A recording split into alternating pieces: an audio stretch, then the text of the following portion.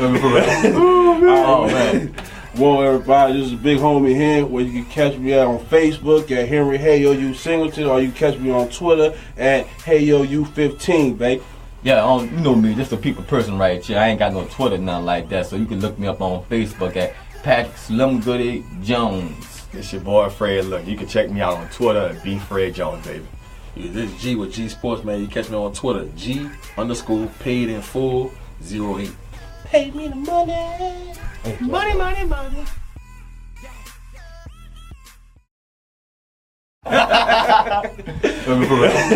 Oh, man. Well, everybody, this is Big Homie here, where you can catch me out on Facebook at Henry Hey Yo You Singleton, or you can catch me on Twitter at Hey Yo You 15, babe. Yeah, you know me, just a people person right here. I ain't got no Twitter, nothing like that, so you can look me up on Facebook at Patrick Slim Goody Jones. It's your boy Fred. Look, you can check me out on Twitter at BFred Jones, baby. Yeah, this is G with GSports, man. You catch me on Twitter, G_paid in full 08. Pay me the money. Money.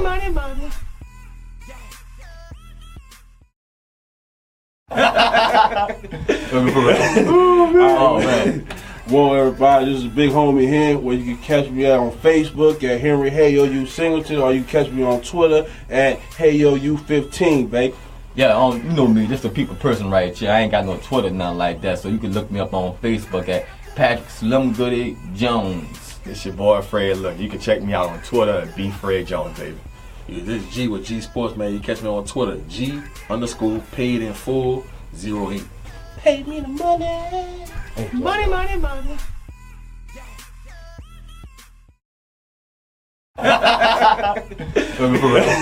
Oh, man. Well, everybody, this is Big Homie here, where you can catch me out on Facebook at Henry Hey Yo You Singleton, or you can catch me on Twitter at Hey Yo You 15, babe. Yeah, you know me, just a people person right here. I ain't got no Twitter, nothing like that, so you can look me up on Facebook at Patrick Slim Goody Jones. It's your boy Fred. Look, you can check me out on Twitter at BFred Jones, baby. Yeah, this is G with GSports, man. You catch me on Twitter.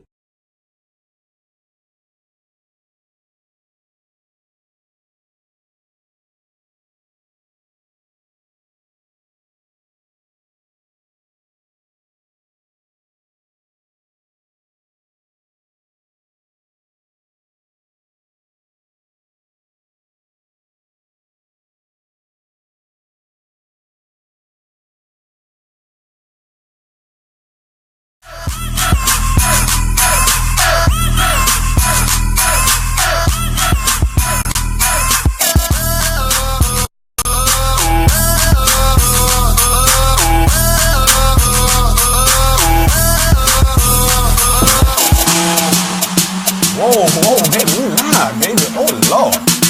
There it is. FanView. Welcome, everyone. Welcome to FanView, Real Fans Talk Sports. Listen, I'm your boy, Fred. GSports is the building, man. Y'all know what it is. Coach Hurricane here once again. There it is. Listen, man. There it is. Oh, Lord. Yeah, man, it's that time of the year, man. Listen, it's December, man. Football season about to come to a close. Listen, thank y'all for tuning in for FanView Live, man. We deeply appreciate each and every third. We sit down, for 2 hours straight, folks. We talk sports. That's what we do. That's what we do. We get into all topics of sports as possible, and we sit down to discuss it and debate it like fans, man. That's what we do all the time. I appreciate everybody for tuning in.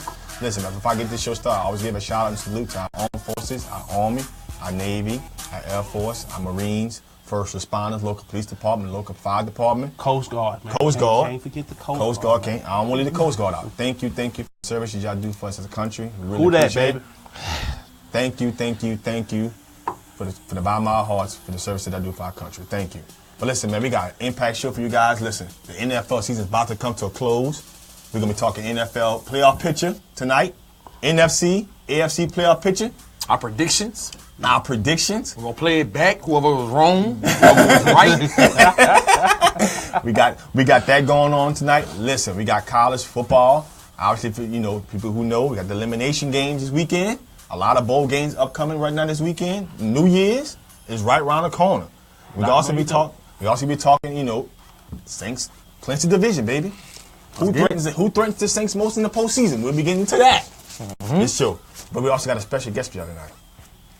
A player right here from the Tri-Parish. You got to let Mr. Tri-Parish himself. Mr. GSports, let you introduce him. I let you have this one. We got Amik Robinson, man, from the Tri-Parish. Former tip of the Ohio standout, all conference as a true freshman. Frisco Bowl MVP. If you didn't watch the bowl game between SMU and Louisiana Tech last week, Amik Robinson got the MVP of the bowl game, man. We're going to be having him on the show tonight. Pick six, man. The kid was third in the nation. Third or second, I can't remember. I think it was third. Third in the nation in interceptions throughout the nation. You know what I'm saying? I mean, if that's not telling, I don't know what is. So we're gonna be having him on the show tonight.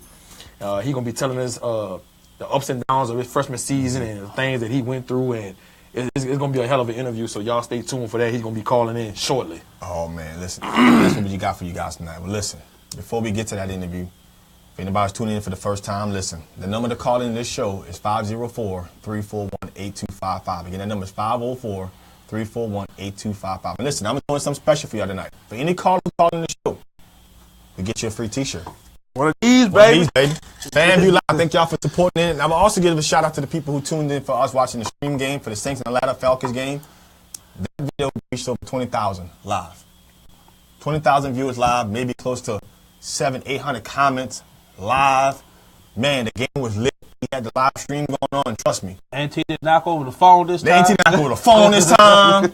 I mean, we had no rebuttals. I mean, it was live, bro. And the plays that the Saints made to win the division, baby. The Falcons weren't even in it. We told y'all. Let's get it. Let's get it, baby. Let's get it. But listen, we're going to start this show off right. We're going to start it off with college football. Okay. New Year's, baby. 14 playoff, I mean, it's going to be interesting. 14 playoff, baby. We got Clemson. We got Bama. We got Georgia. We got Oklahoma. We got a couple other bowl games. Obviously, Ohio State played USC. There's a few out there. LSU still needs to play coming up. LSU plays Notre Dame. Notre Dame. There's a few other bowl games that's coming up this week. Tonight, another guy from the Tri-Parish. Yeah, Washington State plays. Washington State played Michigan State. Devontae Martin, man, he gonna be the starting #1 receiver tonight. Two of the starting receivers for Washington State was dismissed during the break, and so they bumped him up to the #1 receiver. So I think he's gonna have a big night tonight against Michigan State. Y'all stay tuned for that. It comes on at 8 o'clock sharp, so y'all be able to watch the show. And then go tune into the Michigan State and Washington State game. Right back to back, baby. I would say this. College football, as far as their bowl games, have been very interesting. Yeah. Especially a lot of, like the Louisiana Tech game. Yeah. I even had the chance to watch the Florida State game and play Southern Miss. I mean, granted, Florida State came back and dominated them, but that game was an interesting game. That was a bad matchup. I mean, the NC, I mean, why did they, I mean, I know Florida State had a down year. As a matter of fact, Florida State wasn't even bowl eligible. Right. You know what I'm saying? But you should have knew that wasn't a good matchup. You're going to match up Florida State with Southern Miss. I mean, it probably was good for Southern Miss far as paycheck. And TV time. But, I mean, it wasn't going to be a good matchup on the field. I mean, that was just a bad matchup. But Jimmy, already, I need to know what's going on with Matt Canada. Look, I tweeted it last night. Go ahead and say it. I tweeted it last night, man. Put it out there. Look. What's coming out, the reports coming out of the LSU camp that him, Coach Orgeron, and Matt Canada are not seeing eye to eye.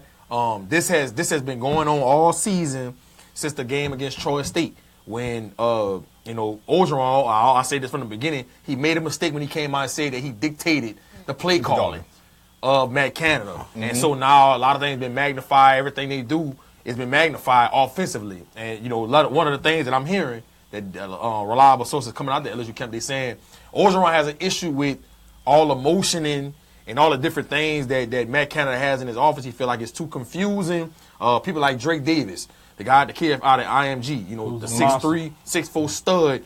Everybody expected him to have an impactful freshman year. The kid really never saw the field because he couldn't understand the offense. Racey McMahon out of Edna Carr.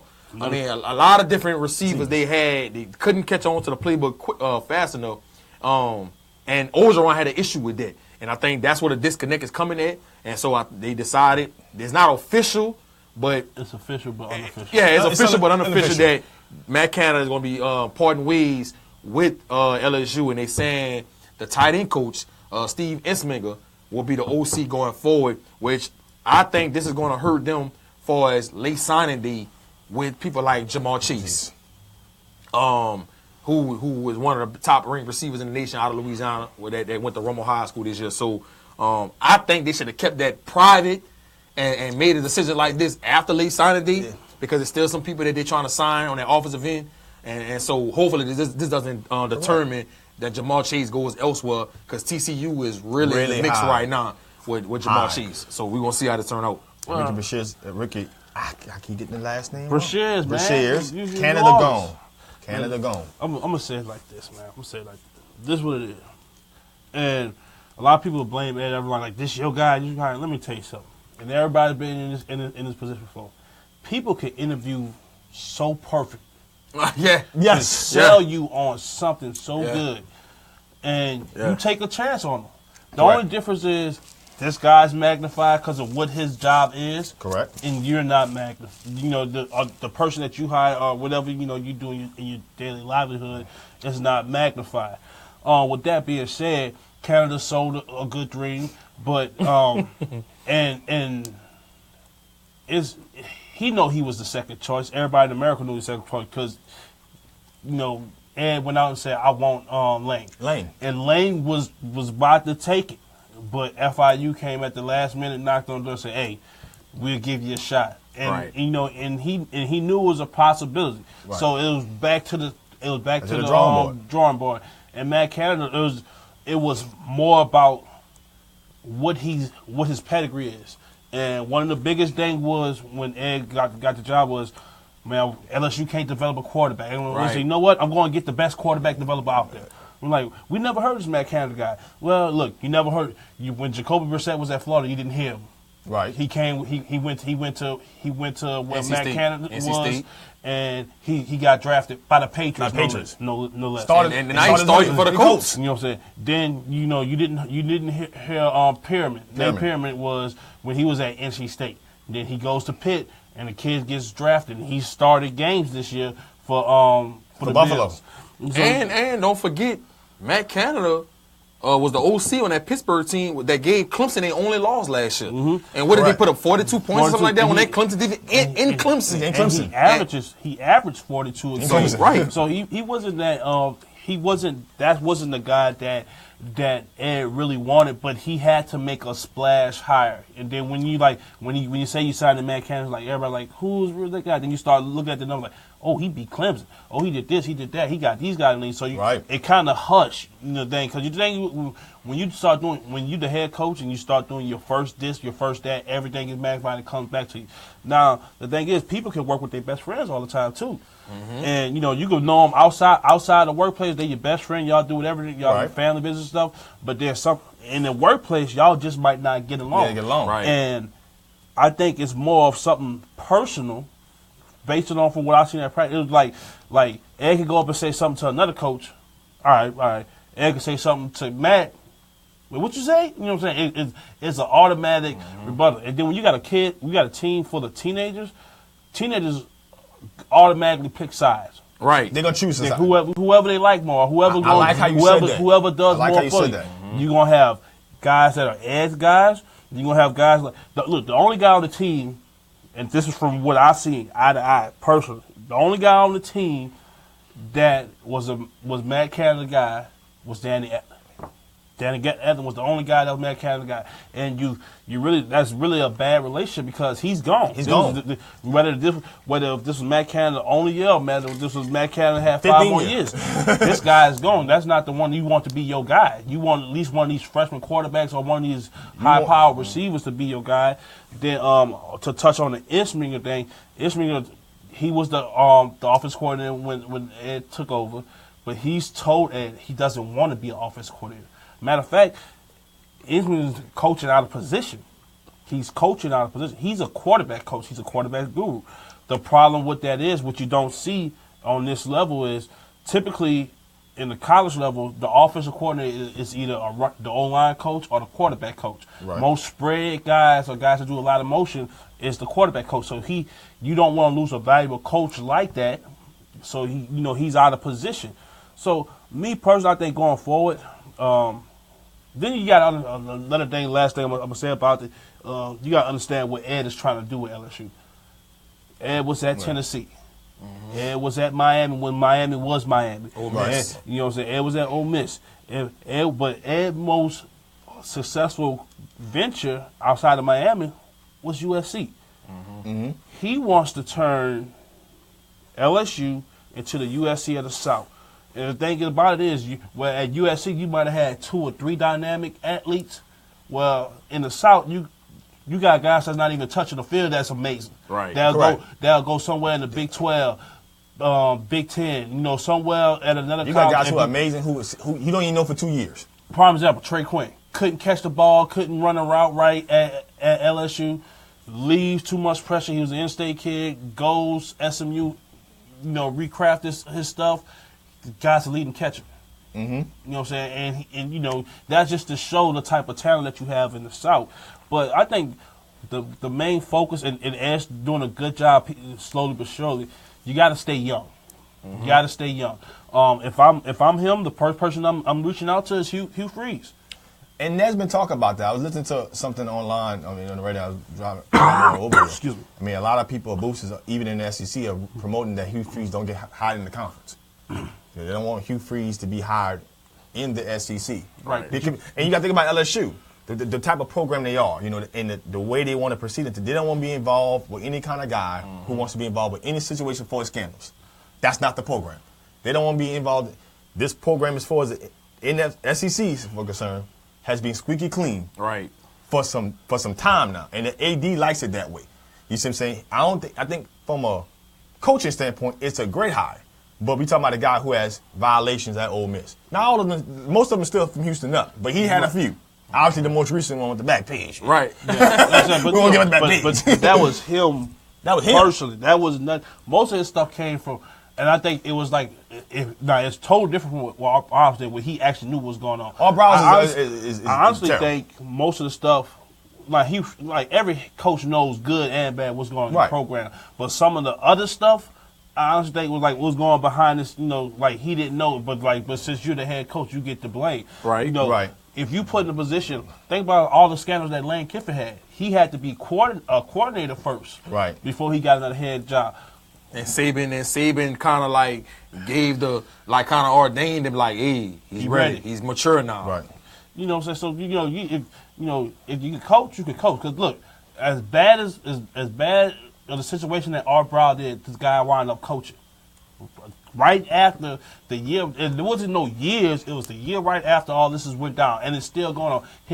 Everybody on his staff is still coaching. Kendall Browse is coaching at FAU. Right. With Lane. And Lane came in with scandals. Right. You know what I'm saying? So Lane about them scandals. That's Lane life. The thing about it is, you got to do what's best for your program, and then Lane living life on the edge. That's it. And with you see what happened in Tennessee? And with Joe Lever, you got to think, Ed is his guy.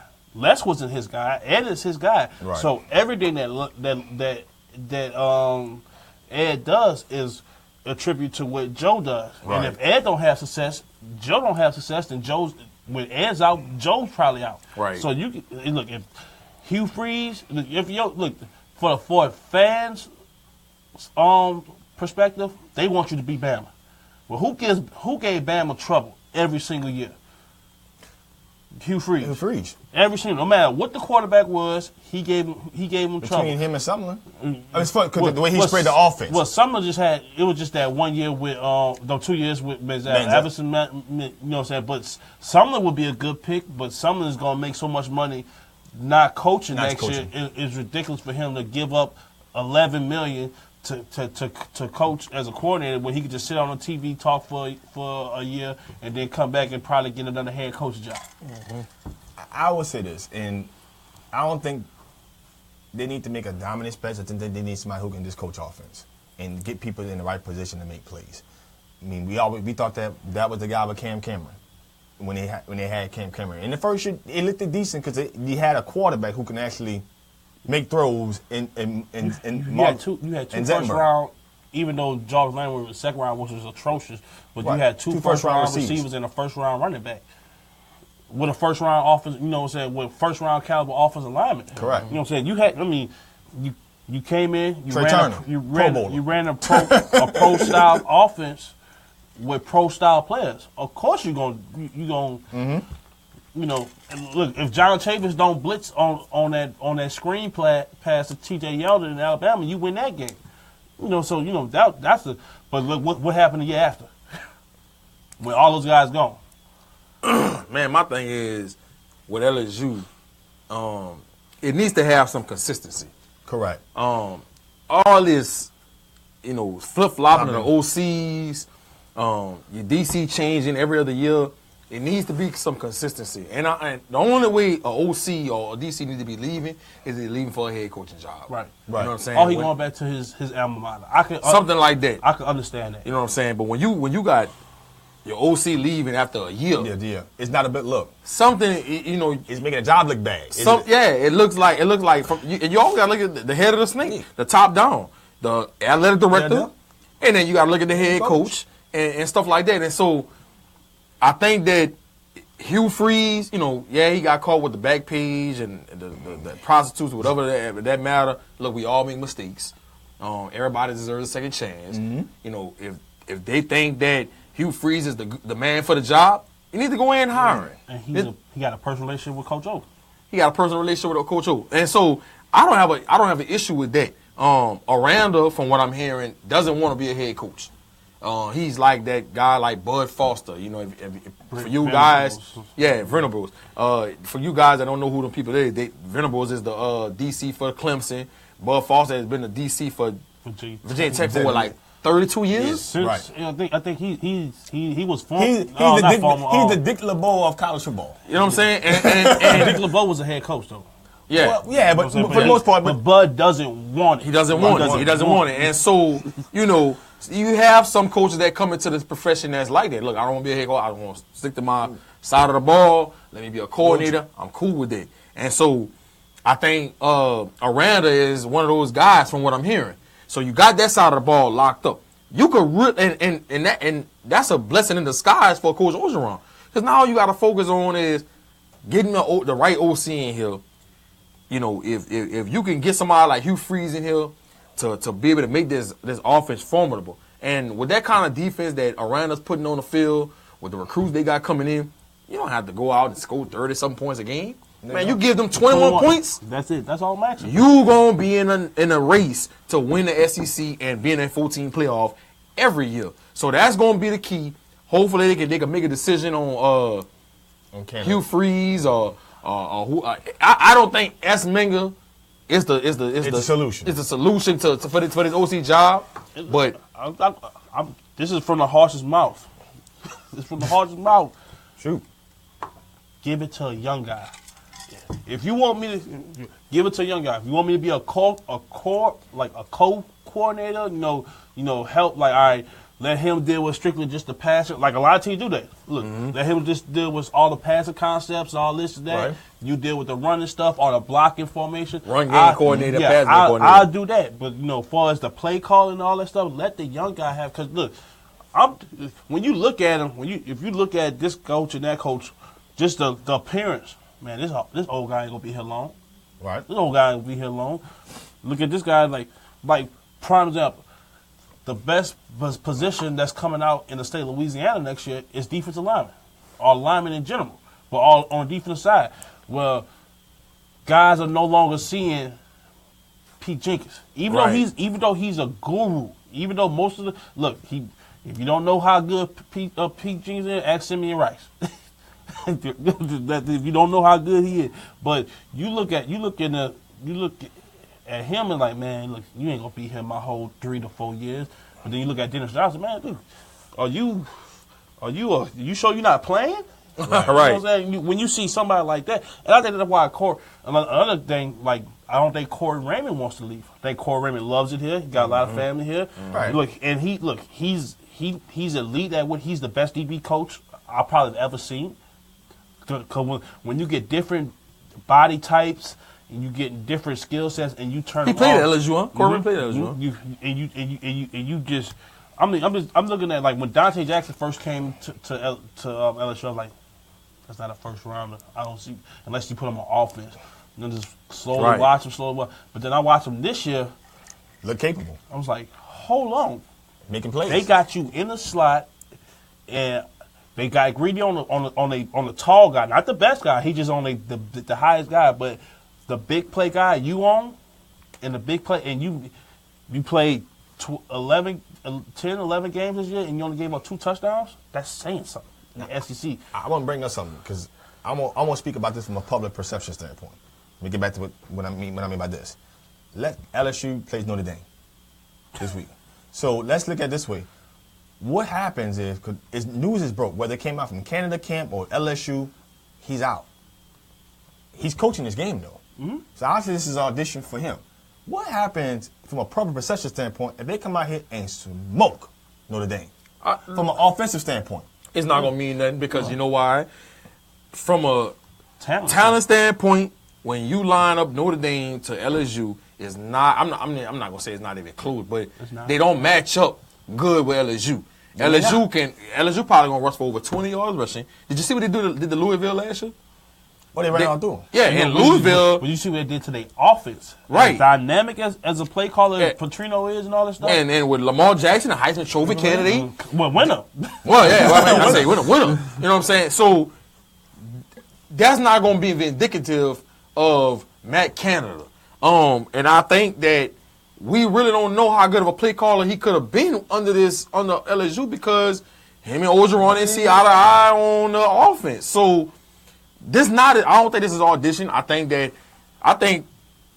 Orgeron probably is dictating how they want to call this game. Orgeron probably like this. He probably watched them on film like this. They can't. We could block them all day.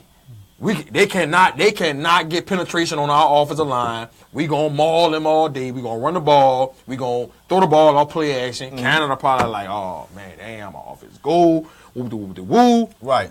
But that's gonna win them this game, right? Because Notre Dame not gonna be able to get in the backfield and contain Geis and Darrell Williams. It's not gonna happen, and they gonna open up the pass game.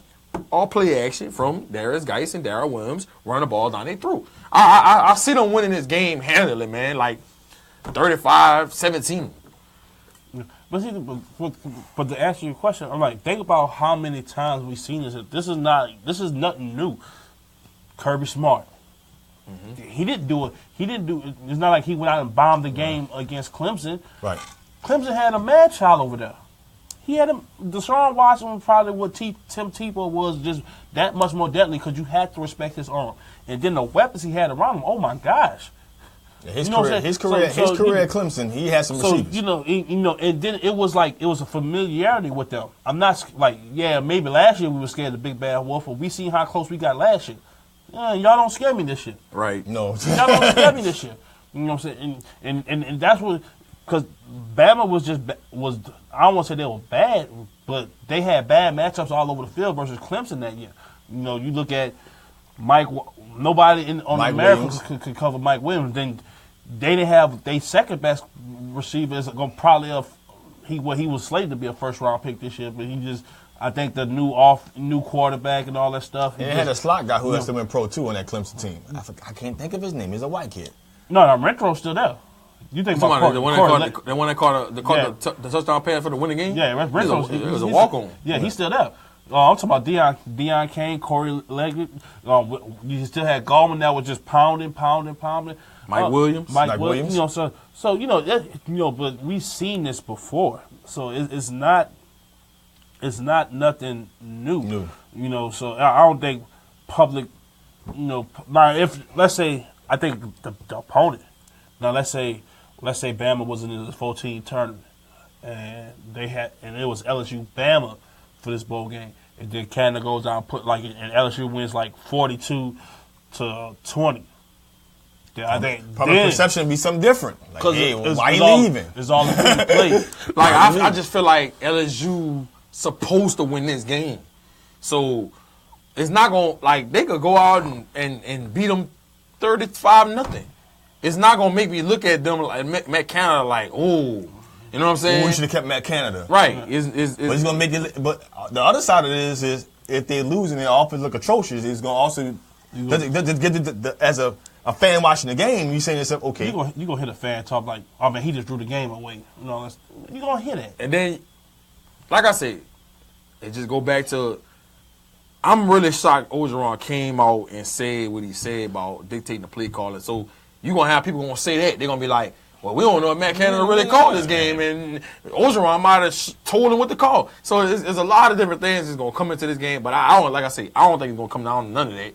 I think they just going to line up, run the ball down their through. They're going to run for about 20 yards. Ellie going to probably throw for like 170 and 2 touchdowns, or hitting somebody on a deep post or play action. Jet sweep. You know the Jet Sweet coming. Jet Sweet coming. Now Herb, I can't pronounce Herb Hanses. Hanses, baby, there it is. Coach O wants a pro style offense. Hugh is a great guy, but he doesn't fit Coach O's style. Contrary to popular belief, pro style offense is not about spread, eye back formation, split back. That's not considered pro style offense. Pro style offense is concepts. The type of, everything, a hot route to this, check down the neck, setting up your different concepts out of different ways. So whether you it's more pre-snap than post-snap. Well, not really. It's really more who you try, like getting people open, not by skill set, but by play calling. Prime example, you got a slot guy.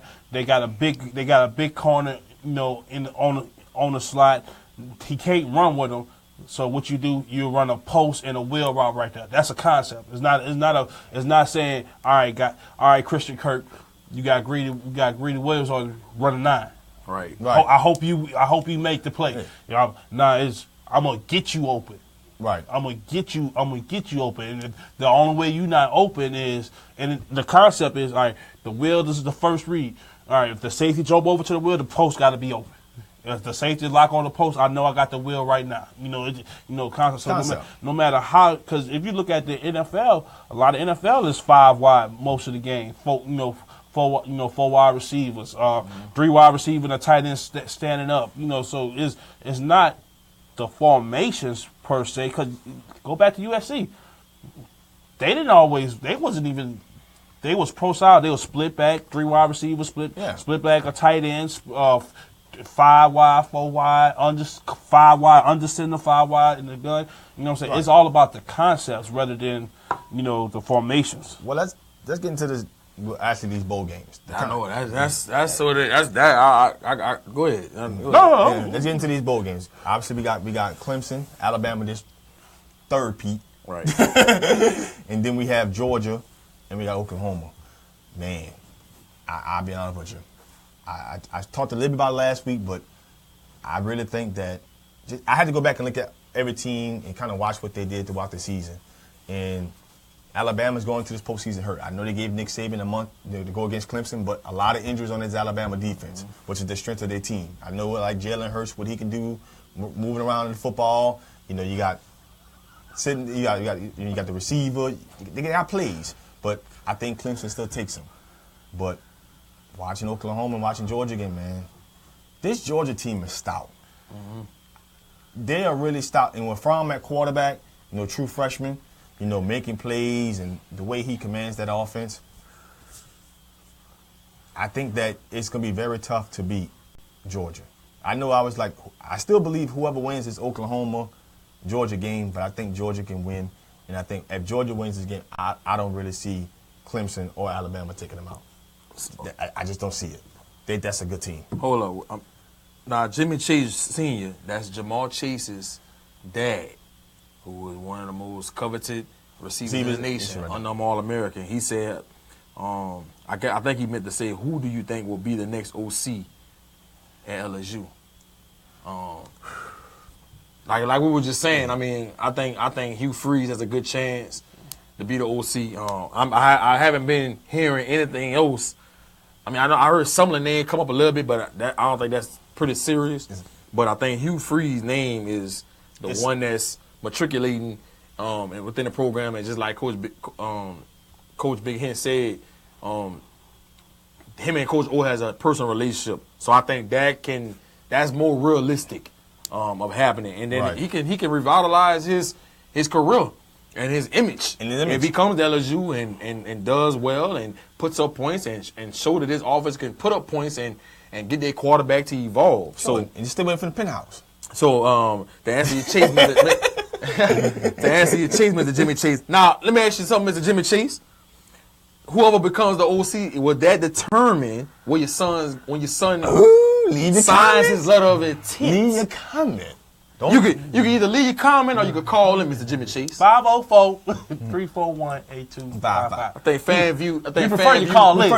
Let me get you and your son a T-shirt. Yeah, FanView would love to hear your insight on you know, what's going on with the OC position at LSU and where your son could possibly be taking his talents to. So, you know, if you decide to call in or comment, man, is a great hire, and if they can make that, like I said, as long as they wait from the penthouse or that page, I think it's a good idea. No. Don't get it twisted. Go, Coach M. I don't think the first round of the playoff is going to be close. in either game? I think it's more closer. It'll be more closer than the Bama-Clemson game at first, but I just think eventually Clemson pulls away, not because of talent, but just how hurt Alabama is on the defensive side and the sheer number of snaps that Clemson is able to get off. Because I want to say, like, in 5 games this year alone, they had 95 offensive snaps. That's a lot of snaps. That's amazing. You know, just by that alone. So, you know, Saban's one of those guys that he's not gonna put you in just because you say your position say linebacker. If you're not ready to go, you just ain't gonna go. Prime example, look at the national championship last year. Mm-hmm. Look at that defensive line. Mm-hmm. Like, that was a 6-man rotation the whole night, and they had 87 snaps against them. And it was like, man, why you not some of the guys? Just because he played D-line, just because he's dressed out. Right. If you're not ready, you're not going in. That's just me. I don't care how tight it is. They gotta go. So just that one thing. On the other side, Baker Mayfield does some phenomenal things. Don't get me wrong about that. But the biggest game that they played all year was, I think, people that can match up with them talent for talent-wise was Ohio State. Ohio State is not this Georgia team. This Georgia team is bigger, stronger, faster. And they're going to wear you out both sides of the ball. You're going to have to win the line of scrimmage. No matter what. The game, I don't care. Both games, you're going to have to win the line of scrimmage. And I don't see a more lopsided line of scrimmage battle than this Oklahoma-Georgia game. I think Georgia, with the two-headed monster, with Nick Chubb healthy, Sony Michel healthy, Fromm is not turning the ball over. He's not afraid to check it down, boom, boom, just march. And that's the thing about Georgia. They don't look for the big play. They okay with if it takes them 18 plays to get to the red zone and just get a field goal. They're like, hey, we got the field goal, but our defense gonna go 3 and out. You're gonna punt it to us, and then guess what? They back out there for it again. Can y'all hand up for it? Because we can't. I think it's not though. I think it's gonna be Clemson and Georgia. Now, I have yet to pick a winner out of that. I want to see how what adjustments they made with this month off, and also how they adjust to certain situations in the bowl game, because Kirby Smart's first time coaching as a head coach in a high stakes bowl game, and I just want to see like what Kelly Bryant's gonna do against a formidable opponent, because I can't think of nobody formidable that they played this year. Even the game they lost, the game they lost, they didn't have Kelly Bryant, but I can't think of that. He had a concussion in that Syracuse game. Mm-hmm. I can't think of a team, because even in Miami, it was like they didn't look like they belong on the field with them. Right. I look at it like this, man.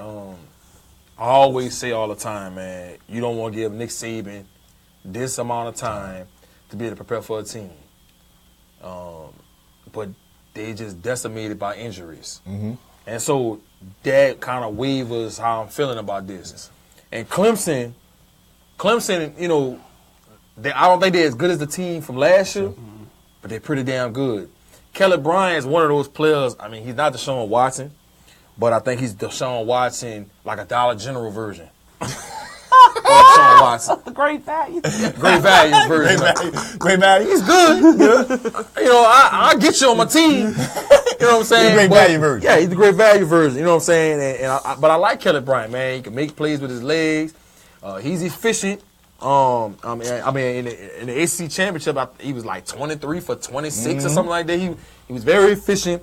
He doesn't try to force the ball downfield. He makes very, very smart plays with the football. He doesn't turn the ball over a lot. Then you got people like Choice and Travis 18, who was a Louisiana native, who LSU was supposed to get from Jennings, Louisiana. But that's neither here nor there. They got them in the backfield running the ball pretty good. McLeod at receiver. Winfro. They got a lot of different receivers that can make plays. Young players that a lot of people don't know about if you didn't watch Clemson this year. So I think they beat Alabama. I don't think they beat them handily. Right. I think they beat them probably in a range of like 24-17, 24-20, somewhere around there. 10-point game. It's gonna be 17 point. It's gonna be somewhere around there. But I do think Kelly Bryant can get it done. A lot of people are like questioning, can he get it done? I think he does. I think watching Deshaun Watson and the way Dabo Sweeney conducts himself and the way he has a relationship with his players, I think he does a good job of relating to his players and getting them up for games. Now, when they play against Georgia, which I think Georgia beats Oklahoma unless Baker Mayfield plays out of his mind, I think Georgia wins that game. He has one of the first overall selections. Yeah, like you got to take me first overall. Yeah. Type games. Yeah, that's the only way I see Oklahoma winning that game. But I think Georgia wins the game. They're a more complete team with that defense, that nasty defense. And, Smith, right. With that running back combination of Sonny Michel and Nick Chubb. And then you got somebody like Kirby Smart who's been there. I know he was a DC. But he's been there in these situations. He understands the moment. He understands how to get your team prepared. He's been with Nick for about a decade. Right. So he's been in these moments. Right. He understands how to get his team prepared for these games. So that's the matchup I really want to see. I want to see Clemson versus Georgia. I think that'll be a classic national championship matchup.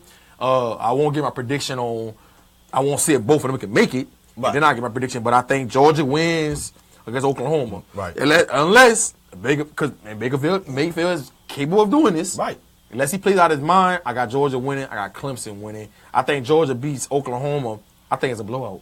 I'm going to be honest with you. I think Georgia beats them like 31-7, 31-10. You know what I'm saying? Got at least a 20-point win. I think Georgia wins it handily. I think Clemson wins within 10 points or less. And we see Georgia and Clemson in the national championship. I'll push that. This is the main reason why I'm so high on Clemson. One person that we're not talking about, and he doesn't even play on the field. Mr. Jimmy Chase got a comment. Brent Venables. He's as elite as they come for his DCs. And he's seen Hurts. Jalen. You seen him last year. He's the starting quarterback. And he had made strides enough where you saying, you know what, can he beat me with his arm? Everybody knows what Nick Saban want to do. He want to run the ball. Well, they showed you last year. They showed you the last 3 years. Well, they showed you the last 2 years that they played that you're not running the ball on us. Sorry. Anything else but that, you're not doing that on us. And the difference was the year that they won it, they got extra help. K.I. Drake with a kickoff return. Onside kick. You know what I'm saying? They got little help, because Blake Sims wasn't even throwing the ball. He was a better thrower than Jalen is, but it wasn't that official. But I think Hurts beat you with his arm. Jalen Hurts, I think, presents more of a problem than Sims did. He does, but they put a cap on him last year. Right. They put a cap on him last year, and here's the thing about it: you only lost 2 people off that defensive front 7. Right. You lost Boulware, and you lost I can't think of the. Because Shaq really didn't play. That's what the guy. Shaq Lawson? He played a little bit. Yeah, but he got hurt. McKenzie, the corner? No, he was in the prior year. It's a D tackle. Last year? Yeah. No. McKenzie was in the last year team? McKenzie has but he was hurt. He was hurt. He didn't play like, 2 series or something like that? Yeah, he was hurt. But you still got Christian Wilkins who dominated y'all. Yes. The kid from that's at Alabama. Atlanta. The D tackle, Garrett. That's what that monster. You know what I'm saying? But you still, and then you recruited the same type of kids.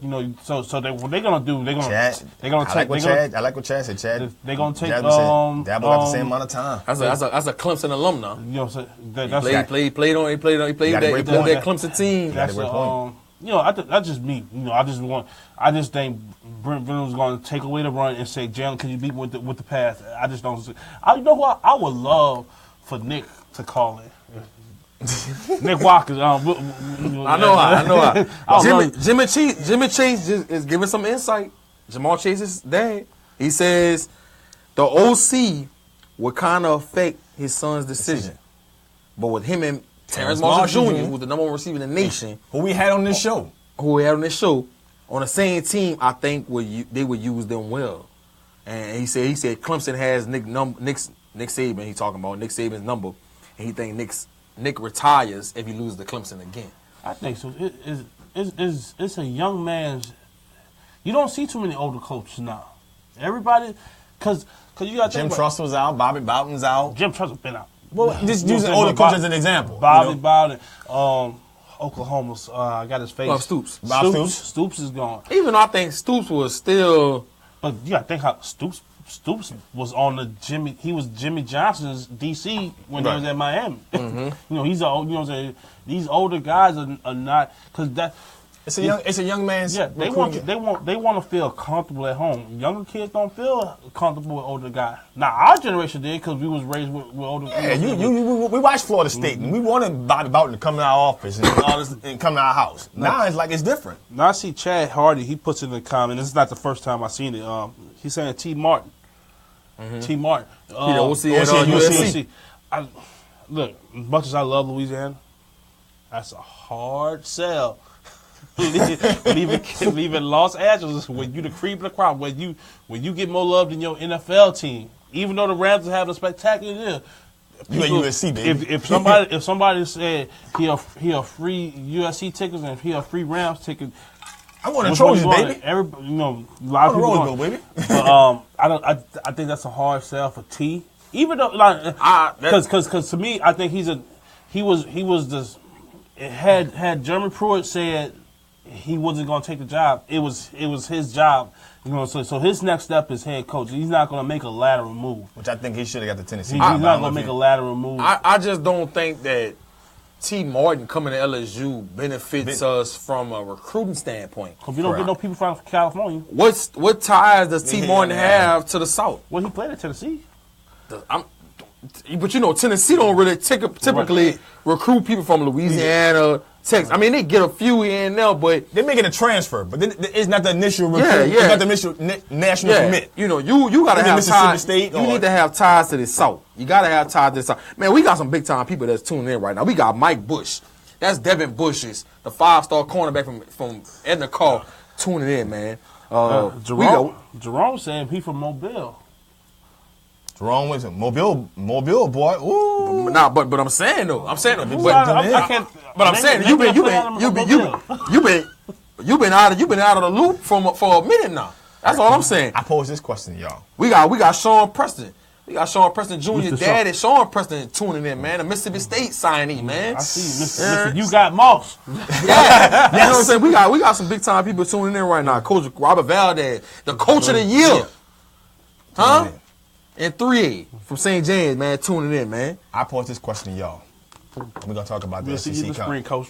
Y'all play St. James this spring? AB? Yeah, AB St. James. Come on. Hold on. now, is this official? As far as I know.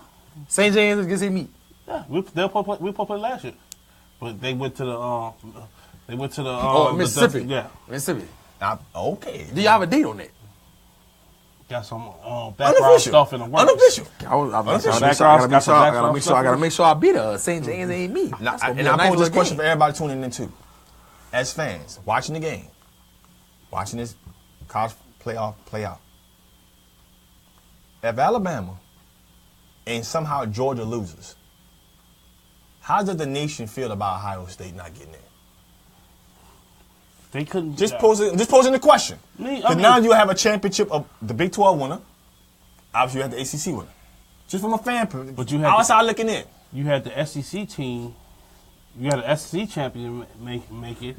No one's not going to be on. So it's going to be Georgia. They won the conference, but now everyone's saying themselves, okay, what do we think about the SEC? Because right now, according to these bowls, they got a couple of L's. I mean, they're gonna say like if Alabama doesn't advance in the national championship, the Ohio State people gonna be like, man, that should have been us. And I'm gonna say, look, you remember what Iowa did to you? You went with Oklahoma. You want no In Columbus. No, two teams, and you're not gonna beat Clemson. I'm sorry. I don't look. What's the quarterback name for? JT Barrett. He's so up and down. It's ridiculous. Yeah. You know, you But the reason why people like think the Ohio State has a real legitimate chance because of Urban Meyer. Gotcha. Because of Urban Meyer. We got to shift gears, guys. We got the stay tuned. Stay tuned, guys. Listen. We got the man of the hour on the line. Meek Robinson, man, the former Tipperary High standout from the Tri-Parish. Don't sleep. We got him on the line. You say Tri-Parish. Frisco Bowl MVP, second team All Conference as a true freshman. We got a Meek Robinson on the line. Hey, I was the guy that was tooting my horn with you when you kept talking about Meek. When everybody was like, man, who I'm man, You're right. I'm right there. You're right. You was right there. You was right there. We was right I there. should have tried to pass some love. You right there. You right there. Amico, you there? What's up? What's up, man? What's up? What's going on with you, man? Hell of a freshman season, son. I just gotta get that out of the way real quick, man. That's just going hell of a season, man. I appreciate it, man. I appreciate it. Hey, we ain't done yet, man. Stick me in the mood. Stick me in the mood. Stick me in to keep progressing every year.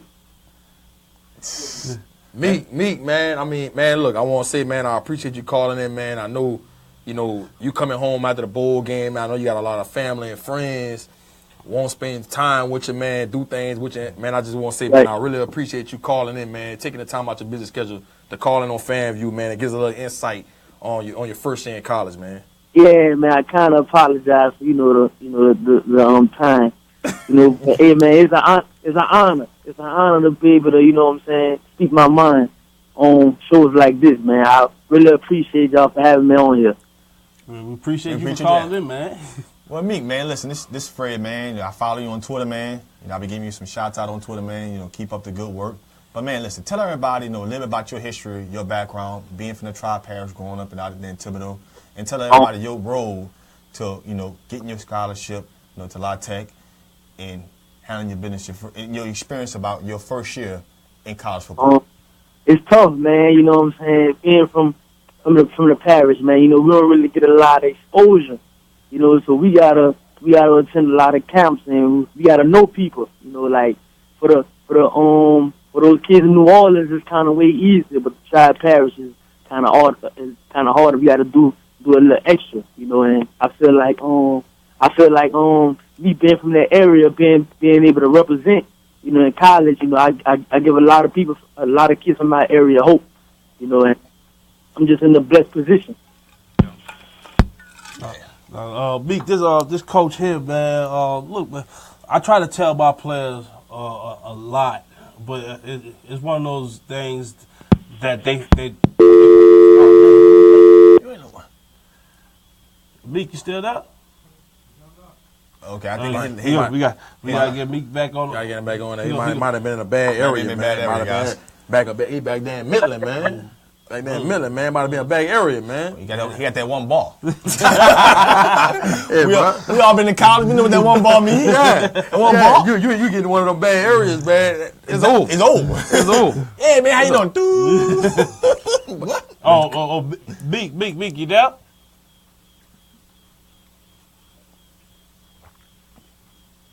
Meek, you there? Yeah, I think we lost on service. Yeah. Yeah, it's all good, man.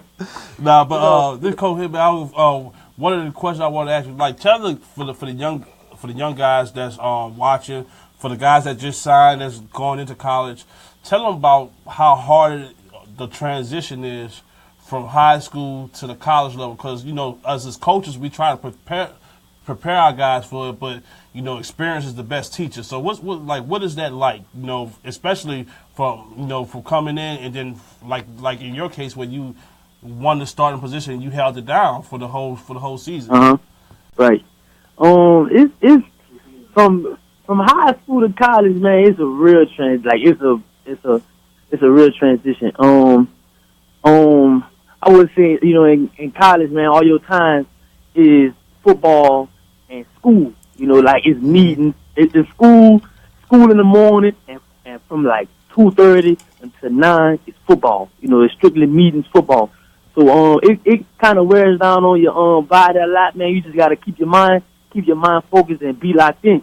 You know, as of in high school, after school over, you know, I mean, when school over at what 2:25, after that, you know, you just got like practice. You know what I'm saying? You don't have meetings, walkthroughs.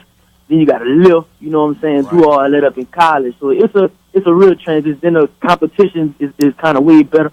I mean, way harder. So, and man, college you just got to be locked in, man. You know, work harder than everybody else. If you hungry, you got to work harder than everybody else. You got to take care of your body, sleep. You know, so it's a big deal. It's a big deal, man. Me, man, bro. I mean, this personal for me because I grew up in that area, man, and one of the reasons why I started GSports, man, because I knew we had so many people come through that area, man, that could have played on that D1 level, but they didn't get that exposure. And I remember watching you, man, since your 19th grade year. I knew you had it in you. But one of the questions I want to ask you, bro, is, you know, coming up in the Thibodaux area, you know, a lot of people were saying you was too small. They say you wasn't big enough. But, man, it just seemed like you never lost hope and you never lost that confidence. You always had that swag like, man, I don't care what y'all say. I'm going to show y'all I'm that guy. When you went to the camps, a lot of people don't know, man, you make your name at the camps, not just on Friday nights. You went to them camps, man. I remember you wasn't even all the way clear by the doctors after coming off that knee injury, and you went bald out at LSU.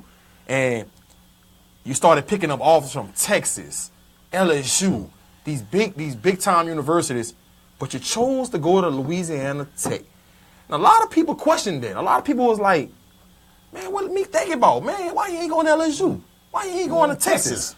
You going to La Tech? Man, kind of give people a little insight on why you chose La Tech and how that was a better situation for you in your future.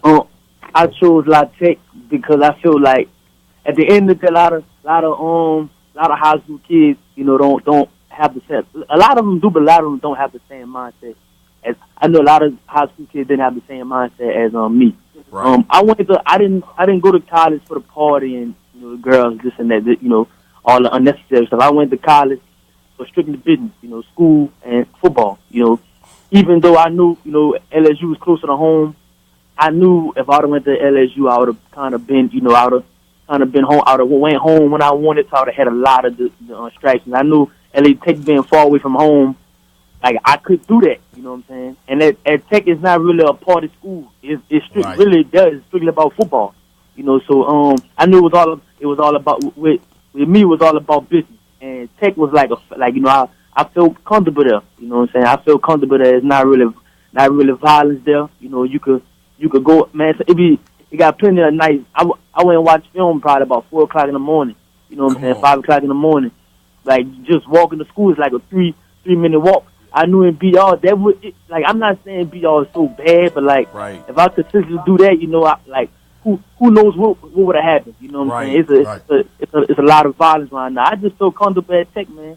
I feel comfortable at Tech, and I feel like I made a great decision. You know, I made a great decision for myself. Well, I got a question for you, man, because we've interviewed a lot of high school prospects, you know, coming out of high school. Not some of these guys just made commits. You know, Reginald Williams from Ellender, you know, Terrence Marshall, you know, Donald Clay, you know, probably one of the young best kids we had an interview on this show, man. But tell us about, you know, college football and the difference between high school, guarding receivers in high school, and some of your best matchups you had at the college level, you know. Now, you're in Conference USA now. And tell us a little bit about, you know, when you out there guarding these college football athletes, you know what I mean, how has your game elevated from last year to now? Well, the competition is on a whole nother level. You know, the competition on a whole nother level. I would say the game moves faster, the receiver sets they bigger. You know what I'm saying? So I got to switch a lot of. I wasn't as aggressive as I was up in high school as I am in college. You know, I mean, in high school I wasn't. Let's be real, I wasn't really hitting like that. You know, but I had to translate my game. I knew if I didn't hit, you know what I'm saying? Like it's not good. Well, for me, it's not good to really just catch picks all day. You know what I'm saying? You got to hit. If you want to go to the league, you got to be able to hit. Right. You know, so I translate. I had to be able to come down, and once I got that little first knock up in the for fall camp, you know what I'm saying? I realized, man, I really could tackle. You know what I'm saying? So now I'm going head first in there, like tackling. And as I'm switching my game up for the receivers, like you got to be able to flip your hips. You got to have good eyes and great technique. You know, I would say the best receiver I ever went against was probably a receiver from UAB. He was a stud. You know what I'm saying? He was a stud. He kind of gave me work, but he also showed me that, man, I ain't even where I want to be yet. You know, that's why a lot of people say, oh, mix great, I'm mix this, I'm mix that. But it's crazy because I'm not even, like, I'm so far from where I want to be. You know, that's why I know once I keep working, you know, the sky's the limit for me, man. The sky's the limit. That's why I humble myself and keep working extra hard. Like, you know what I'm saying? Now that you know, you had your bowl game, you know, you didn't play, you know, you're not even a freshman no more. You're a sophomore as far as football terms. Right. You're a vet, me. What could you say like was just your best moments this year? You know, coming from, you know, and don't get me wrong, I'm not knocking the Tri-Parish, but you know, but like you said, there's not that much exposure out there, like where it is, where we're from, and so from going from where you might not be seen, you know, Friday night football might catch you depending on who you're playing, to playing on a national scale every night in and night out, man. What was that like? You was right, man. Hey, you can see we come from the trenches. You can see that. You know what I'm saying? We come from the trenches, but it's a blessing, man. You know what I'm saying? To be able to experience that and make those kind of plays and those kind of moments. You know, to represent not only me but my family, my school. You know, it's a blessed position. I have been placed in a blessed position. You know what I'm saying? And like I say, I know God got a lot more in store for me. You know, so I just gotta keep humbling myself. I ain't gonna lie, I replay that play like a million times, man. Like, man, I really just did that. You know what I'm saying? A lot of people be like, man, Meek been doing that, but sometimes I be like, man, I really just did that. You know what I'm saying? So like I say, man, I'm just in the blessed position. I just want to, you know what I'm saying, continue putting on for the trenches, man. You know what I'm saying, giving them hope. At the end of the day, I just gotta keep on pushing because I can't let myself down. I can't let my family down. I can't let my community down. Right.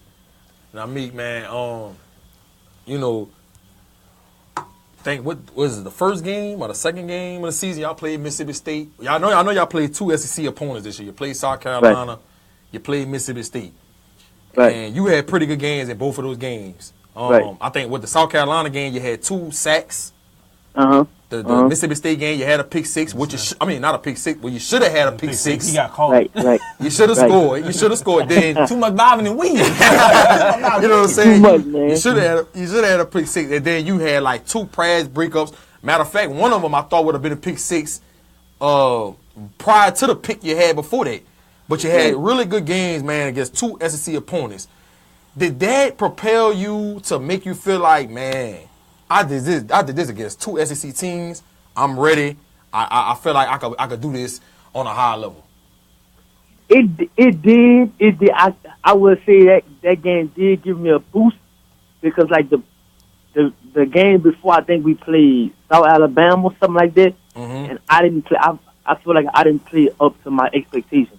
You know, so I feel like, oh, this was my opportunity to show them, like, not only my coaches but show the city of Ruston, like, they didn't make a mistake on me, like, you know what I'm saying? Cause I didn't want to be average. I feel like I was an average athlete on the field when I played against South Alabama. So coming into that Mississippi State game, this was a game like, man, I gotta show them that I'm really like that. You know what I'm saying? So,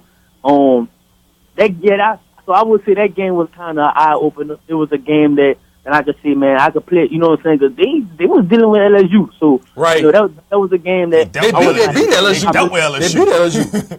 Yeah, well, yeah, that's what I'm saying. Like, they beat LSU. So, like, that was a game, like, you know what I'm saying? I'm like, man, I really could do this. Like, I'm playing on a whole nother level. And the thing about it, on the outside, people was like, man, this freshman, you know what I'm saying? But when I went back and watched film, man, I made a lot, like, after that play, I made a lot of good plays. Well, great plays, but looking at that film after the game, I made a lot of mistakes. You know what I'm saying? That probably could have, if I would have fixed those plays, we probably could have, you know what I'm saying, stayed in the game. So right. I fought like every loss we take, I kind of fought myself on that. You know, I could have did better. You know, looking at that, going back and watch that film, man, I made a lot of mistakes. But those mistakes kind of made me, you know, fix those errors and that just bring the best out of me. For me, man. So far, this has been a great interview, bro. I'm going to tell you that right now. You're dropping a lot of nuggets right now. Right. I'm be straightforward now with you. But I got a real question for you. Season over. I know that coaches probably sit down and came down and talked to you. I can hear you. You can hear me now? Yeah, a little bit. Okay. I know the season's over with. You probably had a lot of questions from, your coaches came down and talked to you about a great freshman season, man, being a true freshman starting that corner. But what did you see yourself as now? Because seniors are out the door now. You one step older now.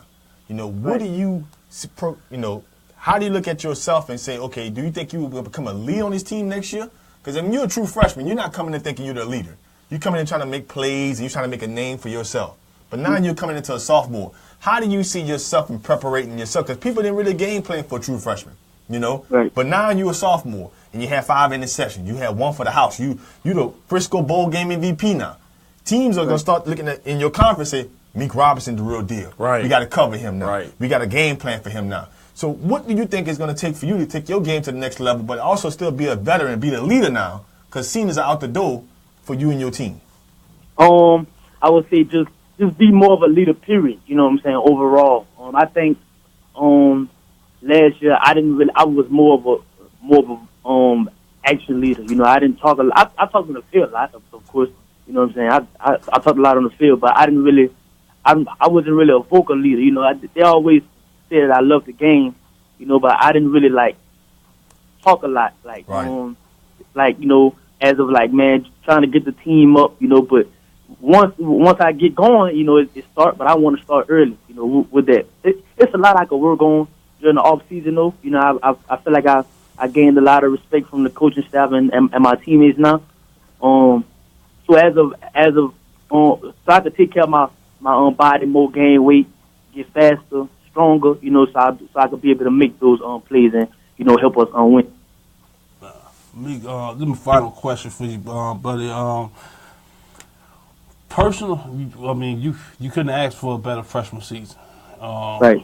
Personal accolades aside, man, what's next for Meek Robinson? Because you go in, start as a true freshman, first team all conference, top 5, Second team all conference. Second team all conference, sorry, top 5 in the nation with total picks. Bowl MVP, defensive MVP. Man, some guys don't get that in a college career. You got that in one season. So what's next? What's the driving force to getting Meek to that next plateau that he's trying to achieve? Right. The thing about it, man, they speak on the second conference of 5. You know what I'm saying? They always talk about the stats. To be honest, I'm not even satisfied with my stats because I left a lot. You know what I'm saying? I left a lot of opportunities out on the field. You know what I'm saying? With those 5 picks, they could have they could have been 9. I dropped 6 picks in the regular season. Right. I missed 2 tackles total. You know what I'm saying? I missed 1 sack. I remember all this because you know what? Because he eats me up almost every night. You know what I'm saying? Me passing up. My goal was to be an All-American all 4 years. So and I let it slip through my hands. So a lot of people a fantastic year. I'm not even satisfied with that. So what's next for me? My goal is to, like I said before, become more of a leader, increase those numbers next year and the year after that and the year after that, and be a All-American for the next 3 years straight. That's just my goal. Man, Meek, man, I can't tell you, bro, how proud I am of you, bro. Just seeing you evolve as a person. Let's just take sports out of it. Let's just talk about you as a person. Just seeing you evolve as a person, man, it do wonders to me, man. Like I said, man, I grew up in that area, and I know where you from. I know where you grew up at. You know what I'm saying? I know how you came up, man, and to see you evolving as a person, man, mentally, spiritually, man, and growing up as a man, it do a lot for me, man. And just seeing you go to college and do what you're doing right now, I never doubted it. And my next question is to you, man. I know you and Devontae and Martin who actually plays tonight in this bowl game, Washington State. Just talk about, what you and him are doing for the Tribe Parish, you know, and I'm not trying to make it seem like you. I don't want you to think that you being full of yourself or you got to be some kind of cocky person. But let's just be realistic.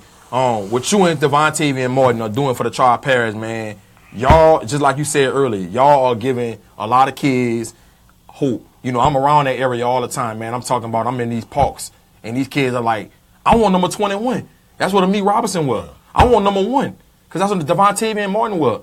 And man, it make me feel good to see that y'all are inspiring these kids and inspiring you. Just talk about what you and Devontae and Martin and Elijah McGuire and Trevon Reed and Greg Robinson. I mean, all of y'all, man. Just talk about how you be coming into that fraternity far as putting on for the Tribe Parish, man. Me and T Martin talk about it all the time. Matter of fact, I'm about to cut on the game in the future. The game already came on already. It come on at 8. On 8. All right. Oh yeah, I gotta watch that. Well, me and him talk about it a lot. Matter of fact, I talked to him about it a couple of days ago. You know, he told me, man, he said, man, bro, I'm proud of you. You know what I'm saying? You made a great decision. And I was like, man, I'm proud of you too. You know what I'm saying? I see what I'm doing too. You know, and he just told me we gotta keep on putting on because we know a lot of kids under us, like they see us. You know what I'm saying? We can't fold. We can't fold under pressure because there's no excuse if we It's no excuse if we don't make it happen. You know what I'm saying? It's no excuse. We made it this far. Why turn back? You know. So at the end of the day, like you say, man, we just giving them hope, man, and we just feed off of that. We feed off of the community and our family. You know what I'm saying? Because we can't give up on them. Like T. Reed, you know what I'm saying? He ain't folding either. You know what I'm saying? He keep himself going, keep the faith. You know what I'm saying? Even though he going through a lot of obstacles, I know something gonna happen. Like, you know, some gonna fall through for him. Something gonna happen. God bless him because God see it in him that he ain't giving up. Right. You know, at the end of the day, man, like you say, we just giving them hope, man. We just giving them hope. And with the recruiting process, you know, I find that a lot of kids, they don't understand the process. They don't understand, you know, the sacrifice that you got to put in to be able to be on the level and play at a high level and get recruited by these big time schools, man. Kind of just give a little insight because I got a lot of high school prospects that watch this show. A lot of people that admire you that's in high school now. A lot of parents that's watching this show. Kind of give a little insight, man, of the sacrifice because I know the sacrifice that you put in, man. I know the obstacle that you went through to get where you at. Just talk about that recruiting process, man, and talk about, you know, how kids should go about that recruiting process and about, you know, making the proper decisions, man, when they're picking a school and going through that process. Right. I say it's mostly it's a sacrifice for the player, for the student athlete, and also for the parents. Right. So the parents sacrifice their money and that time to go bring them to camps. You know, to do that. You know, those camps cost a lot of money, man. Especially if it's early in the process, because a lot of people don't really know you, so you can't get invited to those camps. And sometimes when you start off early, you know what I'm saying, those people don't know you, so you have to pay for those camps in order to get invited to the other camps. Right. You know, you also got to sacrifice instead of going party. You gotta get better, work on stuff that you need to work on. You know what I'm saying? Something else you got to sacrifice. Well, yeah, like also time. You know what I'm saying? You got to be able to focus on school. You gotta have all that. Like you gotta have a whole schedule. And as of college, man, just go to a place to like, well, you gonna play. Go to a place. Well, not really where you gonna play. Go to a place where you feel comfortable at. Because at the end of the day, you gotta go to that class every day. You gotta put up with those teachers. You gotta put up with the people. You gotta go to practice. You gotta go, you know, check these books out. You gotta, you know what I'm saying? So at the end of the day, man, go to a school where you feel comfortable and it was with you throughout the long run. Because at the end of the day, college, man, is a business. You know what I'm saying? It's a business. They might the big school telling you the same thing the little school telling you. At the end of the day, and it's a business. You got to be able to sit yourself down, talk to your family, and be able to make your decision from there. I got one question, me. My last question. I know we got to get ready to take a commercial break shortly, but I'm going to put it out here. I'm out that mess. This so we straight. Just so we straight. Look, man, you're growing up, you're playing cornerback, man. You know, you're 5'9", about 175 pounds. Listen, I know you got somebody's, as a corner, I know you got the guy that you're thinking about, I want to guard this guy one day at the pro level. Like, if I had an opportunity to guard this one guy, who is that guy? If you feel like you make it to pro and you become a pro cornerback, who is the guy that Meek Robinson, you know what? I'm going to make a name for myself today. You know, what's that guy you think, you know what? I could come out here and show my best. I got multiple, man. There's Feel free. Room in the league. I got multiple. There's room in the league. But I would say the receiver I want to guard, I would say Odell.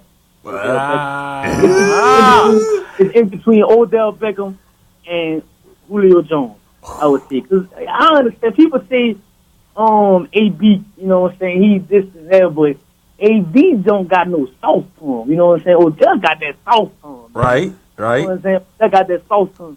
And Julio more of a big receiver, so he gonna, you know what I'm saying, help me see what I gotta work on to be physical. Right. You know, Odell gonna help me, you know, with my feet and my hips, you know what I'm saying, because he elusive and he know how to run routes. Right.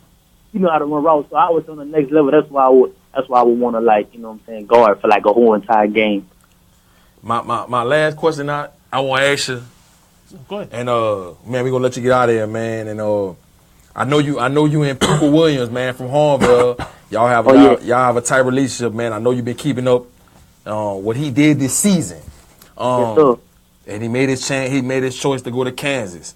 How much advice did you give to him in his whole recruiting process, man, and help him out through that process? Me and Pooga had some long talks, man, on the phone about this. Actually, I knew what he was doing because he asked me about it. I don't want to get into too much detail. Right. And I know, you know what I'm saying. I know it was a lot of commotions, man. You know, because he couldn't he couldn't just go to anybody and say, man, you know, what you think about this? So he had to come to me. Mm-hmm. At one point he was confused, man. He was confused. I had to tell him, like, man, go to a school where, you know what I'm saying, you feel. At the end of the day, if it was LSU or Kansas, I never doubted him. I know he could play LSU. He could play at Kansas. You know what I'm saying? Right. That's like me going to him saying, man, Pooka, I don't know. He's saying, man, you can't play LSU. You doubt me. You know what I'm saying? Right. Right. I would prove you wrong. I would never, you know what I'm saying? I would never doubt the kid because that's a sensational athlete. You know what I'm saying? That's once in a lifetime. So at the end of the day, I knew whatever school he went to, he was gonna play. But I gave him some advice, man. I just gave him some advice. Some advice to, you know what I'm saying, go to a team that, like I said, you feel comfortable at, that was loyal to you, and you feel like you could succeed. You know what I'm saying? Right. And that's who I knew where he was going before probably that morning. That's why you didn't see me post congrats on this because I had already. Right.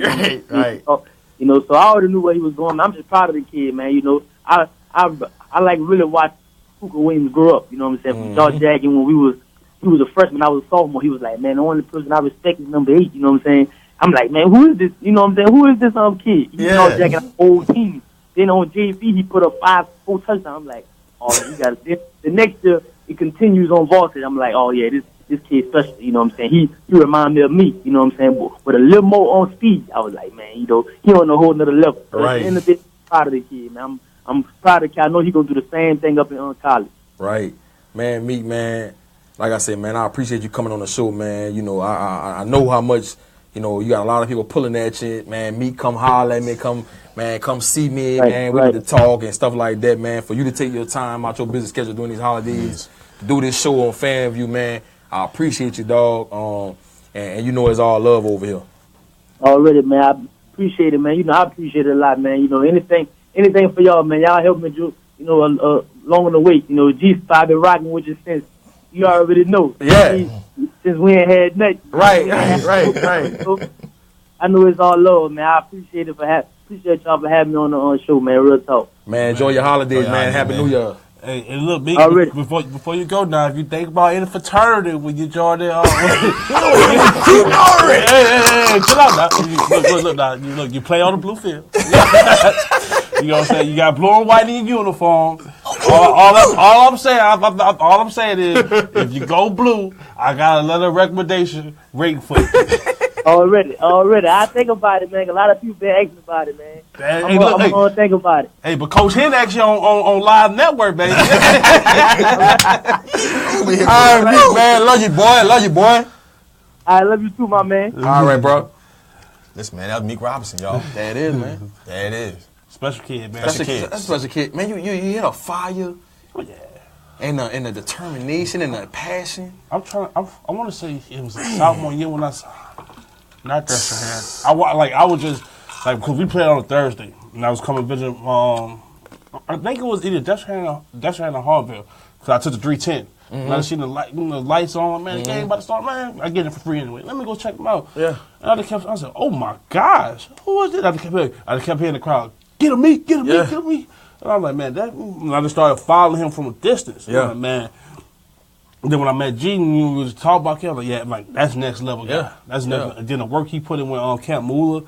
Yeah. Man, that's just Yeah. man. And shout out to Camp Mueller, who does a lot of trial air prayer. The bootleggers made it one of the smartest moves ever. Yeah. Brought them on to train their kids. Yeah. You know, that's huge. Yeah. All the Camp Moolah, man, on Instagram, bro. I started seeing a lot of the camps. You watch some of the videos this week that they're doing in the rain. Instagram, Bro, Twitter. it's real. You know what I'm saying? It's real. Yeah. Yeah. It is real, bro. And man, let me see, man. Like I say, bro, I just remember a Meek, man, 9th grade year, 10th grade year, man. He was small, man. And I seen it in him. And a lot of people was like, man, he good, man, but he not gonna be like that. And I was like, bro, I'm telling you, he got that Honey Badger syndrome in him. You know what I'm saying? I seen it in him, man, and for him to do what he did in high school, and go to college, man, and get second team all conference as a true freshman and get the MVP in the bowl game, Frisco Bowl. It just speaks wonder to him and what he's been doing.